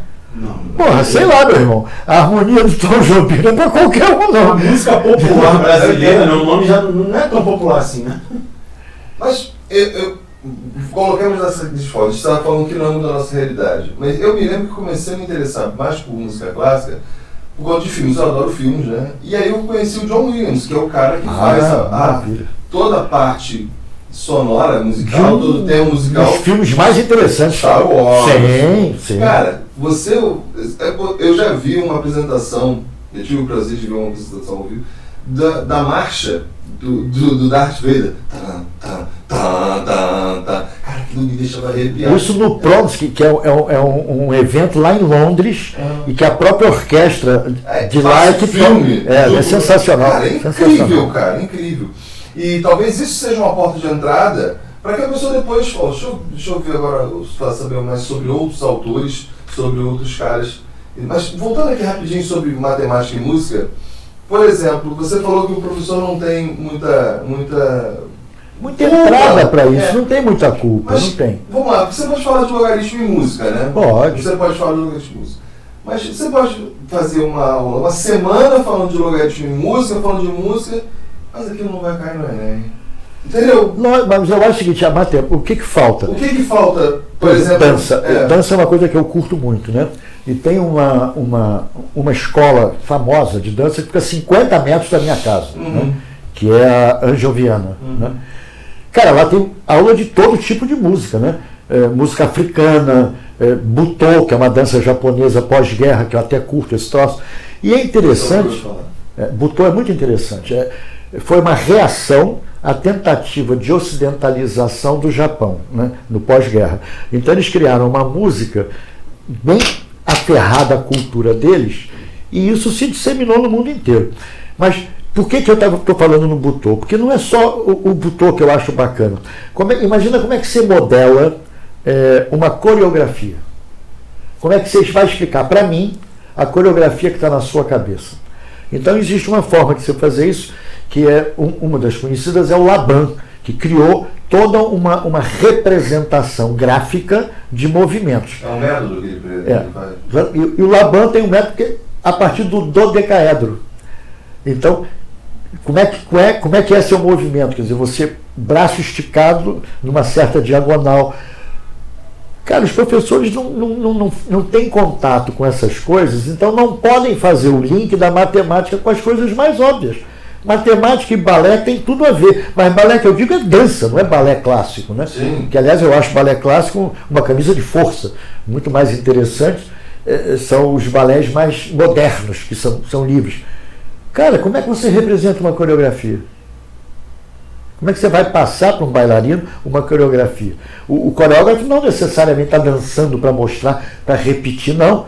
Tem uma nomenclatura, assim como tem uma partitura para música, tem uma representação para dança. E a gente fica lá, né? Calcular o valor de X. E essa seja talvez a grande dúvida, né, cara? Você pode ter uma gama de aulas interessantíssimas, maravilhosas, mas no fim das contas, o que se espera do professor é: o meu filho não se deu bem no Enem. A sua aula foi muito boa, mas ela não... Você sabe que hoje tem pais... Para mim, ela estimava. Tem pais de crianças com 6 anos de idade que, quando vão matricular a criança na escola, pergunta se tem aulas específicas para o Enem. Quer dizer, a criança nem foi alfabetizada e o pai está preocupado com o Enem. Olha que distorção. Eu acho que no ensino fundamental, a última preocupação deve ser o Enem. Eu acho que, inclusive, a preocupação com o Enem deve ser só no terceiro ano, talvez. O cara quer fazer o Enem. Pô, se no terceiro ano dá para você se preparar. A mãe já matricula a criança querendo saber se o colégio segura a onda do Enem. Porra. Ou seja, voltamos à questão do canudo. Né? Sim. Quer dizer, a criança nem alfabetizada foi, e o pai ou a mãe já estão preocupados em ele ir para o ensino superior, como se o ensino superior fosse a única maneira de ser feliz. Bem-sucedido na vida. Não é bem-sucedido, quer dizer, é uma distorção completa. Mas isso remete para o estado, na minha opinião, do mundo atual, né? Quer dizer, você vê o marketing atual. Se você não tomar cuidado, né, com a mídia, de uma maneira geral, você não sabe o que você quer. Te dizem o que você quer. Então, se você não tiver a autocrítica de que estão lhe vendendo 100% do tempo alguma coisa, você não vai conseguir sacar qual é o seu real desejo, qual é a sua real necessidade, né? É tipo celular que a gente fala. Eu tenho um celular que quebrou o vidro que meu neto deixou ele cair no chão. Mas, porra, esse celular me atende perfeitamente, né? Eu nem consertar o vidro, eu consertei ainda. Mas eu vou ter que comprar um celular novo, porque o meu já tem 3 anos. Porra, seu celular é uma merda, 3 anos. É a famosa obsolescência programada, né? Você precisa sempre ficar mudando. Inclusive, as próprias empresas de celular fazem isso. Porque, por exemplo, a Apple, ela chega um determinado, sei lá, ela promove atualizações do sistema operacional com até 5 anos. Depois ela para de fazer. Para te forçar. Para te forçar a comprar. Alguma vez você vai ter que atualizar o celular. Sem dúvida nenhuma. Então eu acho que hoje tem muita coisa que a gente tem que ensinar para as crianças que não ensinam. Quer dizer, se proteger do marketing explícito, né? Agora, não calcular o valor de X, até porque eu brinco com os meus alunos hoje de segundo ensino médio. Cara, eu faço parte de um grupo, você também, um grupo de professores de matemática, que chega a quase 300 hoje, né? Eu não consigo nem acompanhar aquele grupo. Não, a menor chance de acompanhar aquilo. Pô, me bota lá pra mim. Eu boto você lá. 300... Eu tenho mais 10 minutos, né? 300 mensagens por dia, tu vai ler uma porra dessa? Não tem como, cara. Tem que fazer, eu não vivo em cima disso. Passar o dia inteiro lendo mesmo. Maluquice, né? Pois bem, aí no ensino médio, né, você pega um guri e pergunta para ele o seguinte: fotografia, né? Você tira a fotografia, você sabe qual é a densidade? Você sabe qual é a proporção da imagem na tela da televisão que você compra? Quer dizer, coisas do próprio dia a dia o aluno não sabe. Ele não sabe que uma televisão se mede pela diagonal, entendeu? Das polegadas. No entanto, vai calcular o valor de X numa equação do 5º grau. Porra, pelo amor de Deus, meu irmão. Hoje qualquer software acha achar isso de uma equação, você tem que saber chegar na equação, modelar o seu problema.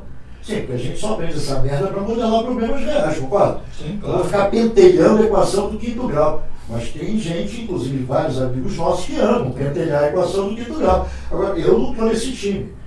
Se a equação passou do 1º grau, eu já jogo para o Wolfram Alpha ou para algum software que resolve essa merda para mim. Aí eu me pergunto, mas vem cá, fórmula de baixo. Eu digo, quer me ver irritado? É falar em fórmula de baixo. Veja que eu fico... Minhas unhas crescem assustadoramente no pescoço do cara, entendeu? Porque hoje em dia não faz mais sentido, o mundo mudou. Então a gente continua ensinando a mesma babaquice de sempre. O ser humano não tem que se ficar nesse mecanicismo de ficar resolvendo as O equações. não faz. O que diferencia a gente é exatamente esse raciocínio para chegar na equação. Você modelou o seu problema real, chegou numa equação, acabou o problema. Se você tem uma equação, o teu x é a raiz dessa equação, acabou o problema. Não tem mais problema. A gente, vamos ver como é que eu fatoro um polinômio do 8º grau. Puta que pariu. Né? Eu nasci em 1975, você se formou 6 anos antes de mim. Desde sempre. Mim, não. Antes de eu nascer. Antes de você nascer. Antes de eu ser eu. Mas nessa época, desde essa época até hoje, até os dias atuais, existe aquela. Você, ou pela sua experiência, existe uma maneira da gente, pelo menos, suavizar ou tentar solucionar o interesse dele? Porque hoje, o que eu vejo no aluno, não, nas pessoas, né? Não falo das pessoas. Para que eu quero saber isso? Tá, e isso aqui? Não, para que eu quero saber isso? O que tu quer saber? Entendeu? Você quer saber o quê? Mexer na rede social. É isso aí, tá entendendo, cara? Então, não, cara, é o seguinte, para que eu tenho que saber? O professor de português ensina para ele como se escrever uma carta, como se escrever uma crônica. Para que eu quero saber isso? Tá bom, então o que você quer saber fazer? Eu quero saber escrever, só que você escreve todo errado, meu filho. Existe uma... Você pode falar do jeito que você quiser, mas... escrever... Ainda baseado na tua pergunta, muita gente reclama do que se ensina em matemática, que não tem aplicabilidade na vida real. Bhaskara, por exemplo. Onde vou usar Bhaskara? Mais um dia se passou. Eu não usei a fórmula de Bhaskara na minha vida. O pior é que quando o cara fala em Bhaskara, fala assim... Por exemplo, recentemente eu dei uma aula para uma instituição, né, onde me pediram que fosse função afim e função quadrática. Quer dizer, primeiro grau e segundo grau. Aí eu questionei os dizendo que vem cá, olha, segundo grau, essa porra não serve para nada. Tirando que você dá um chute numa bola de futebol, a parábola não serve mais porra nenhuma. Agora, que tal o exponencial? Porque 90% dos problemas físicos, químicos e biológicos são ou aproximados por reta ou são exponenciais. A gente prioriza o trinômio de segundo grau. Só serve para uma bola que você chuta que vai... Porra, entendeu? Então, é isso que eu digo. Quer dizer, você continua ensinando coisas absolutamente inúteis e não ensina as coisas úteis. Exemplo, usar softwares. Né? Eu hoje faço absoluta questão de, em qualquer aula, quer dizer, eu disse a vocês que eu preparo curso para instituições. Sim. Eu sempre estou focando no que tem de ferramental para me ajudar. Jamais eu vou mandar resolver uma equação de terceiro grau. Não faz sentido isso, entendeu? Agora, faz sentido eu tentar modelar o problema. Agora, depois eu entro nos softwares. Pô, celular, cara, quer dizer, a criança vai adorar a tua aula se você escrever uma equação de segundo grau, fotografa no GovNet, ela identifica a equação e te diz a solução e mostra o gráfico. Hoje é isso. A gente ensina isso para as crianças? Não. Mas o que eu acho interessante nisso é que as pessoas reclamam mais da inutilidade da matemática que elas aprendem na escola do que, por exemplo, aprender trovadorismo. Mais um dia se passou e eu não usei trovadorismo na minha vida. Mais um dia se passou e eu não usei oração subordinada assintética na minha vida. Só que as pessoas são parnasiano que nunca liguei, ele não fala isso. Não, eu também acho. Parece que a matemática tem algo meio que pessoal com as pessoas. Né? Mas eu acho que a matemática se diferencia um pouco da maioria dos outros conteúdos. Né? Matemática é acumulativa. Por exemplo, história, você estuda história hoje, num determinado ano que você esteja, vai estudar Egito. Sei lá, no ano seguinte você vai estudar China. Não tem porra nenhuma que a ver uma com a outra. Mas a matemática é acumulativa, meu. Você pode esquecer fração quando você vai para o ano seguinte, não precisa esquecer fração, você não vai entender porra nenhuma no ano seguinte. Eu sempre falava isso para meus alunos, que a matemática talvez seja uma das únicas, as ciências exatas no geral, né? Certamente. Que ela precisa de pré-requisitos. Sim. Você, para aprender uma coisa nova, tem que dominar o anterior, senão você não consegue. E esse é o drama da matemática, ser cumulativa, né? Quer dizer, e as pessoas estudarem só para a prova, em vez de aprenderem. Não dá, porque senão no ano seguinte você está no débito. Você está no débito, né? Eu acho que matemática, com relação a isso, essa pinimba que a gente está conversando aqui agora, não é somente isso, não. Eu acredito ainda que exista mais. Porque o cara que ele precisa muito ver a aplicação de uma coisa com muita rapidez. E eu não vejo isso, por exemplo, o cara... eu não sei a equação não, mas eu sei dar troco. O cara não sabe dar troco. Um dia desse eu arranjei um problema danado aqui. próximo à minha casa, que o cara me deu, acho que, vou chutar, sabe? Era algo que ele me dava R$55 e tal, e ele falou, não, cara, eu vou te dar isso daqui, depois você me dá uma nota. Meu irmão, ele não sabe, criou uma confusão, meu irmão. Não, esse tipo de vídeo, quando você bota na internet, faz um sketchzinho, viraliza sempre. Porque as pessoas não sabem. Cria uma confusão. Por que você me dá 2 e você me dá 10? Me dá 10, dá 5, você mata 50. Cara, aquilo criou uma confusão, rapaz. Aconteceram já vários casos engraçadíssimos. Eu nunca vou esquecer, perto da minha casa, tinha um boteco que vendia cerveja gelada, Coca-Cola gelada e tal. Eu não me lembro muito bem qual foi o raio da reunião que a gente deu na nossa casa, que a minha mulher pediu para eu comprar mais cerveja gelada, que tinha pouco e tal. Eu fui lá, e o camarada então me deu lá, sei lá, uma dúzia de cerveja, uma dúzia de cocas. E aí eu disse pro cara, dá tanto. Aí o camarada começou a botar no papel a conta. Eu disse, mas não precisa, eu estou dizendo a você quanto é que dá. Aí o cara do caixa, não discute com ele porque ele foi meu professor de matemática. O filho do dono da loja. É mais ou menos a mesma coisa. O Hollywood custava 99 centavos, há muitos anos atrás. E eu sempre comprava 5 maços para não ter que comprar todo dia a porra do cigarro. E aí um dia, no boteco lá da esquina de casa, eu dei R$5 pro cara. O cara escreveu 0,99 vezes 5. Professor, não resiste a isso. Você não vai ficar calado quando você vê um cara fazendo. Peraí, meu filho, para tudo.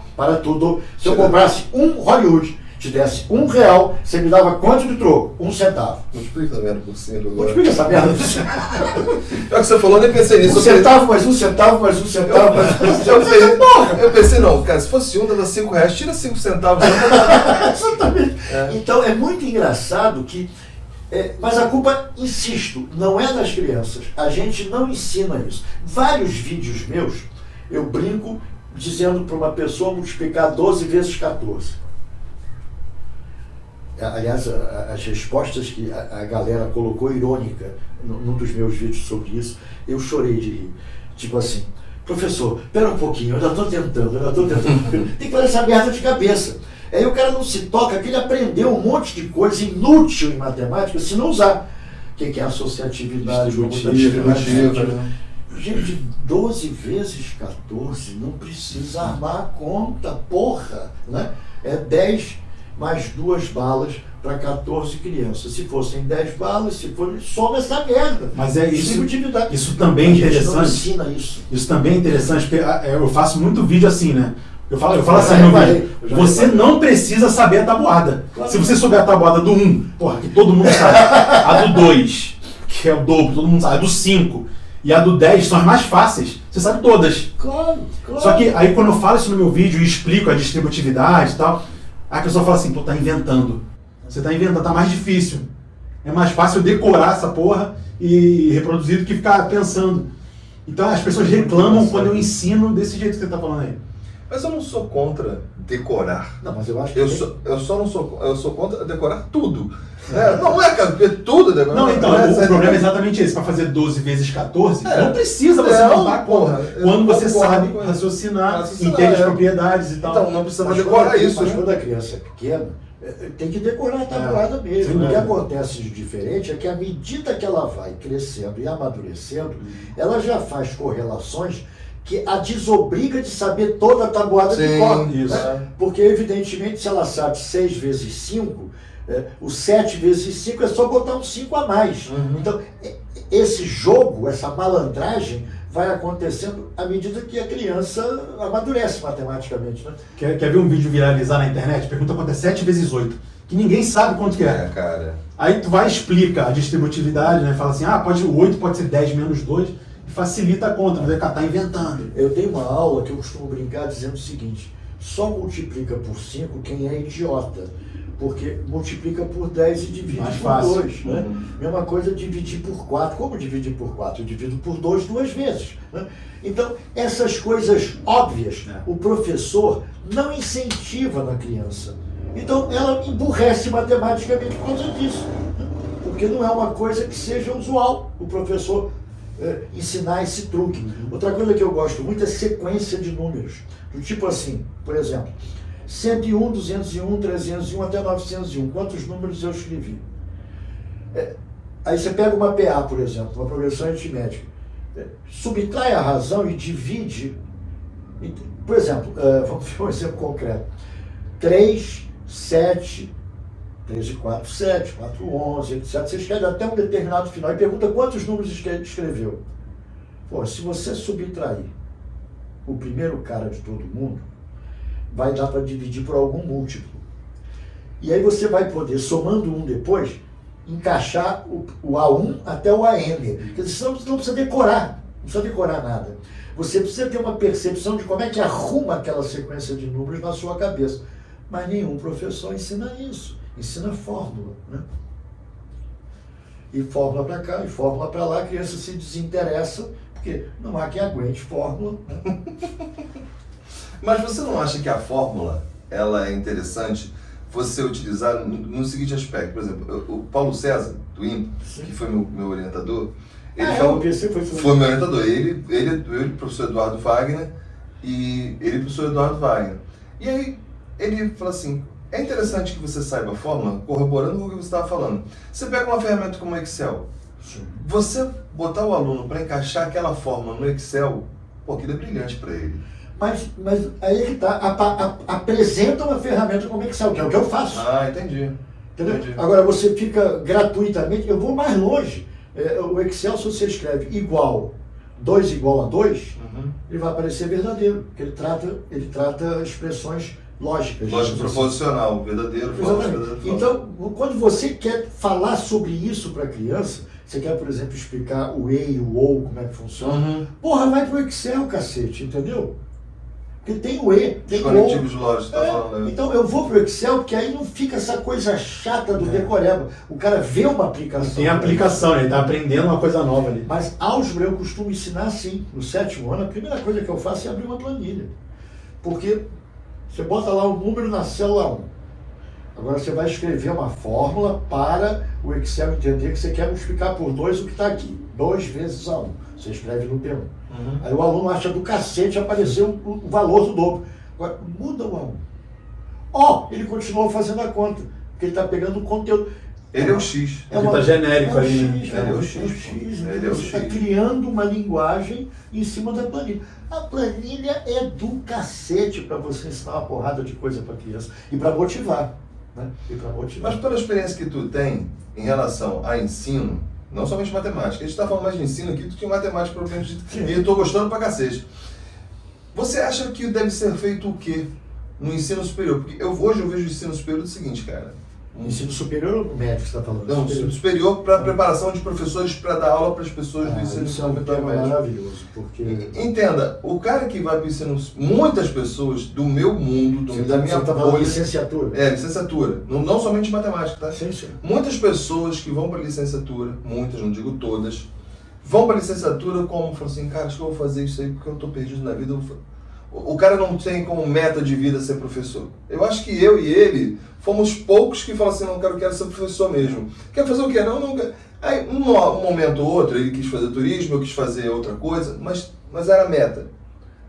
O que deve ser feito, além do salário, para o cara querer ser professor? Porque isso ajudaria bastante, não é, Rabi? Olha só, ser professor no Brasil, realmente, isso é uma discussão complicada, porque eu acho que nós não valorizamos essa profissão. Essa é a grande verdade. O Ledo tem uma das palestras que ele já deu no IMPA, ele fala que professor não é uma profissão, não é um sacerdócio. Professor não é missão, pô. Professor não é missão. Eu não concordo com o Ledo, não. Porque eu acho que para você ser professor no Brasil, você tem que ter um quê de sacerdócio. Porque não paga bem. Né? Eu diria, eu fui uma exceção ao longo da vida, fui. Eu ganhava no PH um valor de salário absurdo, porque se paga hoje. E cada vez se paga menos. Né? Cada vez se paga menos. Depois da pandemia, o valor médio do salário do professor decresceu pra cacete. Né? Porque inventaram a moda de ensino à distância, agora é para tudo. Né? E então precisa de menos carga horária presencial. Então os salários dos professores estão indo pro cacete. Agora, Tem sacerdócio, eu acho que tem. Eu dei aula para muitas turmas, em várias circunstâncias, literalmente de graça, né? De graça. Agora, eu acho que na licenciatura se comete um erro horroroso. Não se encontrou ainda um equilíbrio. É nesse ponto que eu queria que você chegasse. Não se encontrou. Vamos pegar a licenciatura de matemática, porque isso está em discussão em todos os centros federais de ensino. Qual é a porra do currículo para licenciatura? Então você tem dois extremos. O cara que aprende matemática pra cacete e que não aprende como ensinar. Ou o contrário, o cara que aprende uma porrada de técnicas pedagógicas e didáticas, mas não sabe matemática. E isso é o mais comum. A professorinha, como a gente chama primária, né? Sim. Sai da licenciatura para ensinar matemática para o meu neto. Mas ela não sabe porra nenhuma de matemática. É ela que vai ensinar para o meu neto o que é número, o que é representação decimal. Pô, eu já dei aula para uma instituição que a professora levanta: professor, como é que o senhor ensina a dividir? Eu digo, certamente diferente da maioria das pessoas. Por quê? Nos Estados Unidos hoje, por exemplo, você acha que você arma a conta de dividir? Claro que não. Inclusive é chamado método americano, que é uma babaquice, dá um nome para método americano. Mas basicamente você divide como? Pela definição. Quantas vezes o cara cabe no dividendo, porra, né? 100 dividido por 13. Não deu 10, abaixo o outro... Não, não é assim. Quantos 13 cabe no 100, por exemplo? Cabe 5? Cabe. Cabe 5, 65. Ainda sobra 35. Cabe mais um 13? Cabe mais. Tira os 13. E você vai somando as parcelas que coube. Então, é o famoso método das estimativas. Você não precisa ensinar mais do que isto para dividir, entendeu? Porque já inventaram máquina de calcular uma porrada de tempo, entendeu? Quer dizer, você tem que dar o conceito de dividir para a criança, mas ele vai calcular na máquina de calcular, cacete, entendeu? Mas lá no ensino superior, o cara que vai se formar para dar aula... O quê? Matemática, eu estou na matemática prioritariamente. O cara, ele tem que saber, por exemplo, equações diferenciais? Na sua opinião? Eu acho que não. Você acha que ele precisa saber integral tripla? Não, mas olha só, isso é uma discussão interessante, porque, por exemplo, no ensino médio existem vários temas que tem você pode ter uma visão holística sobre eles. Isso. Então, há assuntos que você tem que aprender para a licenciatura, por exemplo, álgebra, como a gente chama álgebra moderna antigamente, né? Sim. Quer dizer, grupos, semigrupos, Adriano. anéis, corpos. Por quê? Porque, cara, você ensina para uma criança que A mais B igual a B mais A. Você vai ensinar que A vezes B igual a B vezes A. Depois você vai ensinar que composta de funções não é comutativa. Vai ensinar que produto de matrizes não é comutativo. E você fica repetindo essa merda dessa palavra para cada conceito. Se você chegasse para... E olha que eu acho que dá para fazer isso até no 5º ano para uma criança. O conceito de comutatividade. O conceito de associatividade. O conceito de distributividade de uma operação sobre outra. Claro que quando a criança tem 5 anos, ela tem poucas operações. Mas você pode inventar operações. Quer dizer, A operado com B vai ser a soma mais o produto. Isso é associativo? Isso é distributivo? Isso é... Você pode brincar com isso. Isso é fechado, entendeu? não é? Inclusive brinquedos. Você, por exemplo, como é que você consegue raciocinar com a torre de Hanoi quando você tem um cara a mais? Porque se você sacou quais são os movimentos para 3, finge que você sabe para 3. Agora a torre de Hanoi tem 4. Se você tirasse esse, seria equivalente a você arrumar para n-1. Então, falta muito alimento intuitivo para a criança, para ela ganhar essa consistência. Mas na licenciatura a gente não aprende essas coisas. Eu particularmente acho que deve ser, por exemplo, eu acho que o cara tem que ter álgebra, tem que ter geometria, o cara tem que saber a teoria da unicidade de 0 vezes 0 é igual a 0. Eu acho que ele tem que saber isso. Mas eu acho que é dado muita importância para esse ponto e não se dá muita importância ao outro aspecto, que é de como ele vai ensinar o aluno a aprender matemática. Existe uma preocupação, e é válida, eu acho que é válida, do cara saber mais do que o aluno. Claro que tem que saber mais que o aluno. Porque ele tem que ter uma visão holística para ensinar para o aluno alguma coisa. Por exemplo, eu tenho uma palestra, essa eu gosto pra cacete. Foi no IMPA, né? Foi. Basicamente é o comportamento aditivo e multiplicativo. Quer dizer, quando eu trabalho com média aritmética, falo em média geométrica, falo em progressões aritméticas e geométricas e falo em equação da reta e equação da exponencial. É a mesma coisa. Porque se você pensar na progressão aritmética, o gráfico de uma progressão aritmética é, entre aspas, uma reta. São pontos isolados. E o comportamento é aditivo, porque você está sempre somando a mesma coisa a cada termo anterior para obter o seguinte. Então, se o professor não aprende a ter uma visão mais holística sobre a matemática, ele vai ensinar de forma compartimentada, né? E aí o aluno vai, como eu já disse umas vezes, comutatividade, quais são as operações? Aí você vai ensinar composta, vai dizer que não é, mas é associativo. E você não dá o abstrato geral, então você fica se repetindo, porque você não tem uma visão holística da matemática. O professor Eduardo Wagner fala isso, inclusive, que acho que isso não acontece só com aluno, não. Ele fala que a fórmula de Bhaskara, a gente estava até discutindo sobre isso um dia desse, que alguém, em algum momento, colocou aquilo como fórmula de Bhaskara. Um imbecil brasileiro, idiota, entendeu? E fez isso. E as pessoas repetem. E uns copiam do outro. Claro. E aí vários autores colocaram como fórmula de Bhaskara e ninguém discutiu aquilo e ficou... Ninguém sabe quem é o culpado dessa estupidez. Não, ninguém sabe. Porque o Bhaskara, a fórmula só ia ter, sei lá, 400, 500 anos, a ideia de fórmula, não ia ter... Veio com Viette só na França, séculos depois. Cara, François Viette. Inclusive eu tenho uma tatuagem dele que falando de... Agora, uma coisa que eu achava que Bhaskara era só no Brasil, não.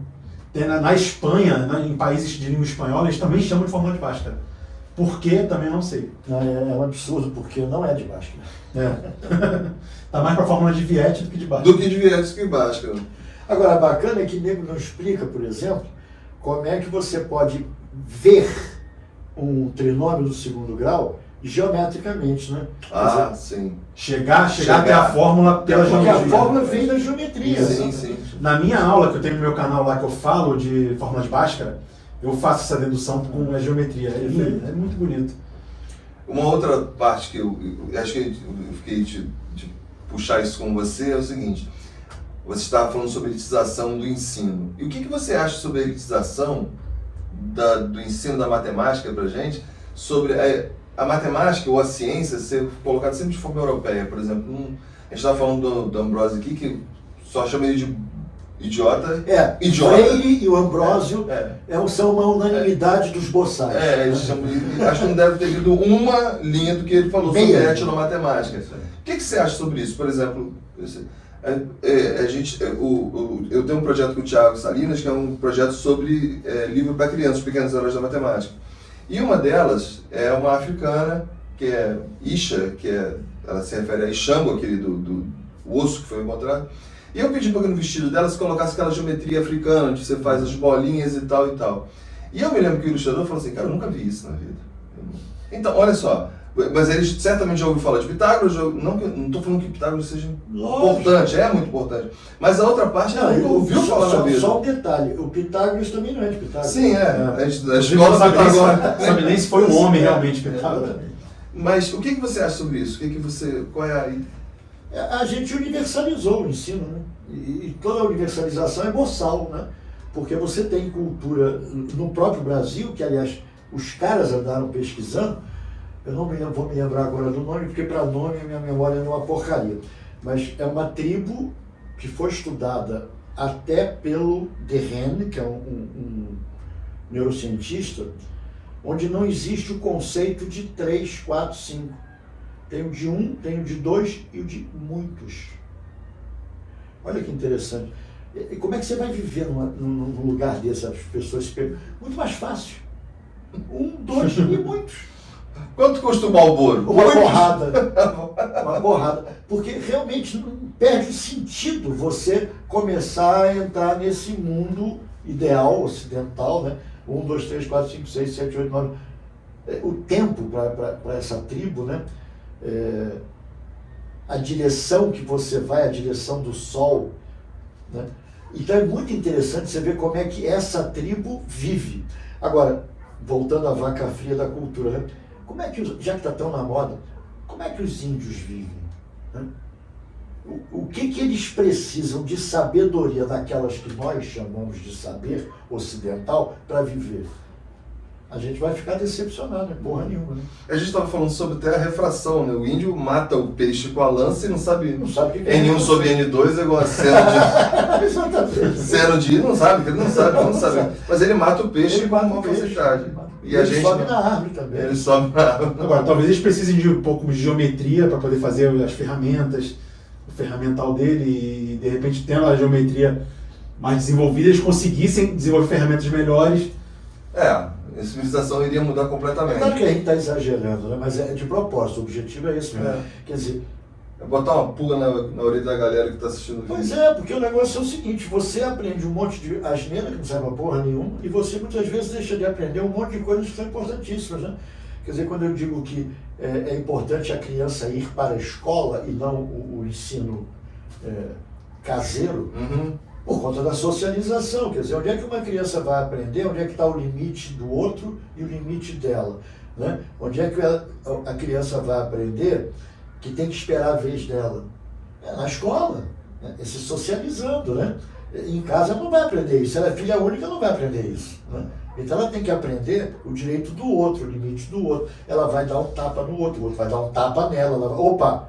Então, não é legal isso não. Não é legal, entendeu? Então eu acho que a escola a gente aprende muito mais coisa do que simplesmente a matemática e o português. A gente aprende a se socializar. E matemática, ela é necessária que tenha socialização, senão você não aprende, né, cara?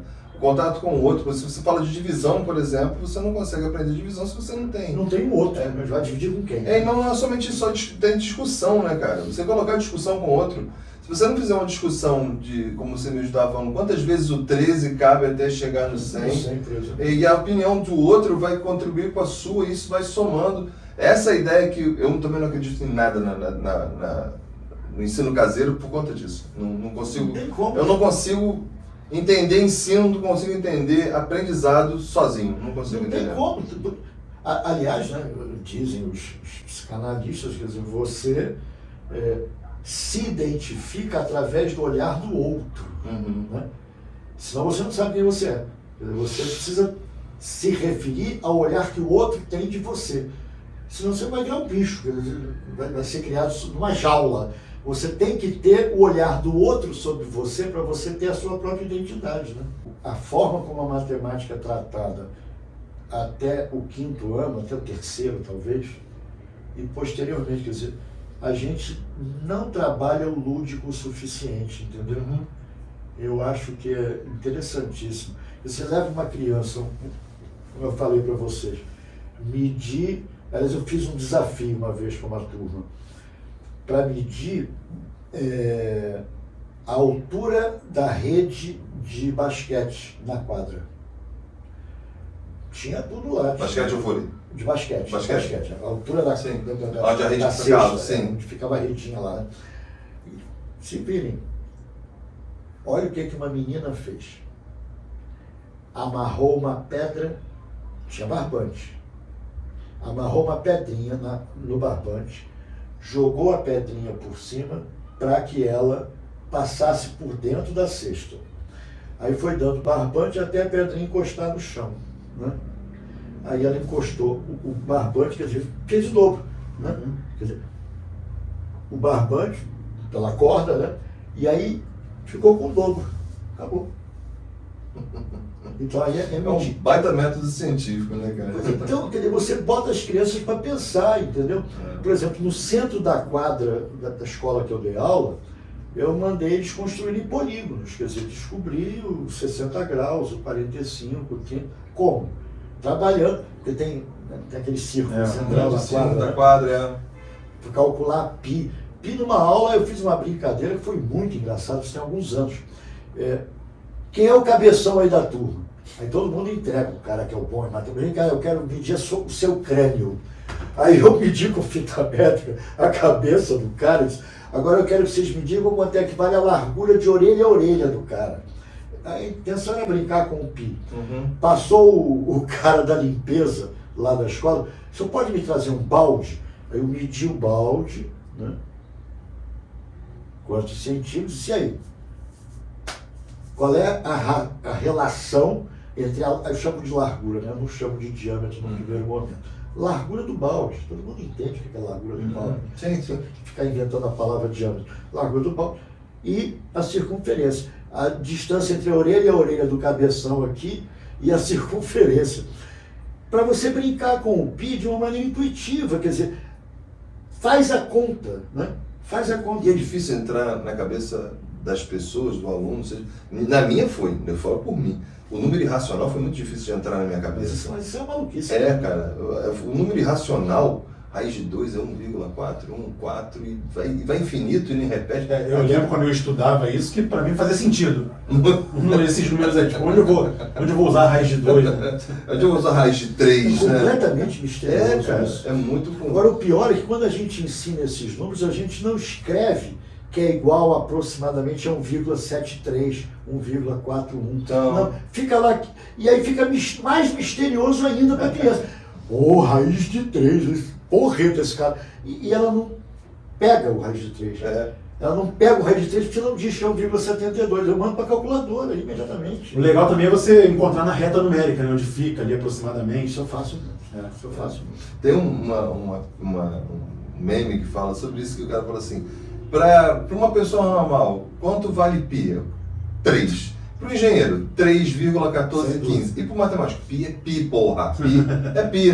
Para o engenheiro, às vezes é 4. É pi, é 4. A gente não tem essa ideia, não. Matemática é pi, raiz de 2 não tem aproximação. A gente não faz essa conta. Uma vez um torneiro mecânico foi lá em casa fazer um serviço e eu me assustei muito, eu era moleque. E ele falou assim, não, porque agora a gente vai... O moleque assim, uns 20 anos já dava aula. E ele falou assim, agora era um quadrado, eu vou pegar esse aqui e vou multiplicar por 1,414. Eu falei, lá, é o raiz de 2, né, cara, hipotenusa. Aquilo me deu um susto, cara. Eu falei, olha lá, vagabundo faz isso, não é só no papel, não. Você já percebeu, marceneiro de verdade, né? Os caras sabem muita geometria. Caraca. Quer ver um cara que sabe muita geometria? O cara que faz geometria. telhado. O cara que faz telhado é o maluco que mais sabe geometria no mundo! Sabe No mundo, pra Rafael! cacete. Aqui, bota aqui, Eu conheci um cara que ele só projetava telhado lá em Petrópolis, as casas. Região Serrana do Rio. O cara era especialista em telhado. Dizer qual a madeirada que tu vai ter que comprar para fazer aquele telhado. Quantos metros da ripa de tal espessura. O desenho, eu conheci ele pessoalmente, o cara desenha para cacete. E telhado, como você está dizendo, é uma geometria sensacional. Né? Muita idiotice da nossa parte, como sociedade, falar assim, o engenheiro é melhor do que o cara que faz o telhado, porque não é. É muito difícil, cara. Telhado é muito difícil. É muito difícil. A gente fica imaginando que o telhado é só pirâmide, né? Não. Não, peraí, tem um por dentro do outro. E as forças que incidem ali, Exatamente. que ali pode, se você não incidir a força no lugar certo, ele vai quebrar. É muito legal.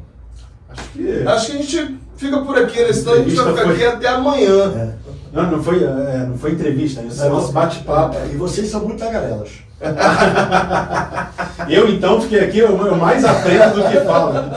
A gente queria agradecer muito a você, muito por estar aqui com a gente. Estar com vocês aqui. Obrigado, professor. Assim, seria muito babaquice, é uma honra. Não, honra não, porque eu tô contigo tô sempre. E afinal de contas, esse aqui foi o nosso episódio 1. O episódio 0. É porque tem bugado. isso, a gente está numa discussão incrível de qual é. Porque segundo episódio... o Elo Lodge Lima, os naturais começam no 1 e Eu acho no 0. que eu colocaria menos 1, só de sacanagem. Episódio menos 1. Episódio menos 1. Claro, pô, episódio menos 1. Decidi contar pelo menos 1, pronto. Você coloca a sua referência onde você Onde eu você quero. quiser, pô. A reta é minha. Valeu, pessoal. Valeu, galera. Um Grande abraço. Dá o like aí, se inscreva e vamos junto. Valeu. Um abração.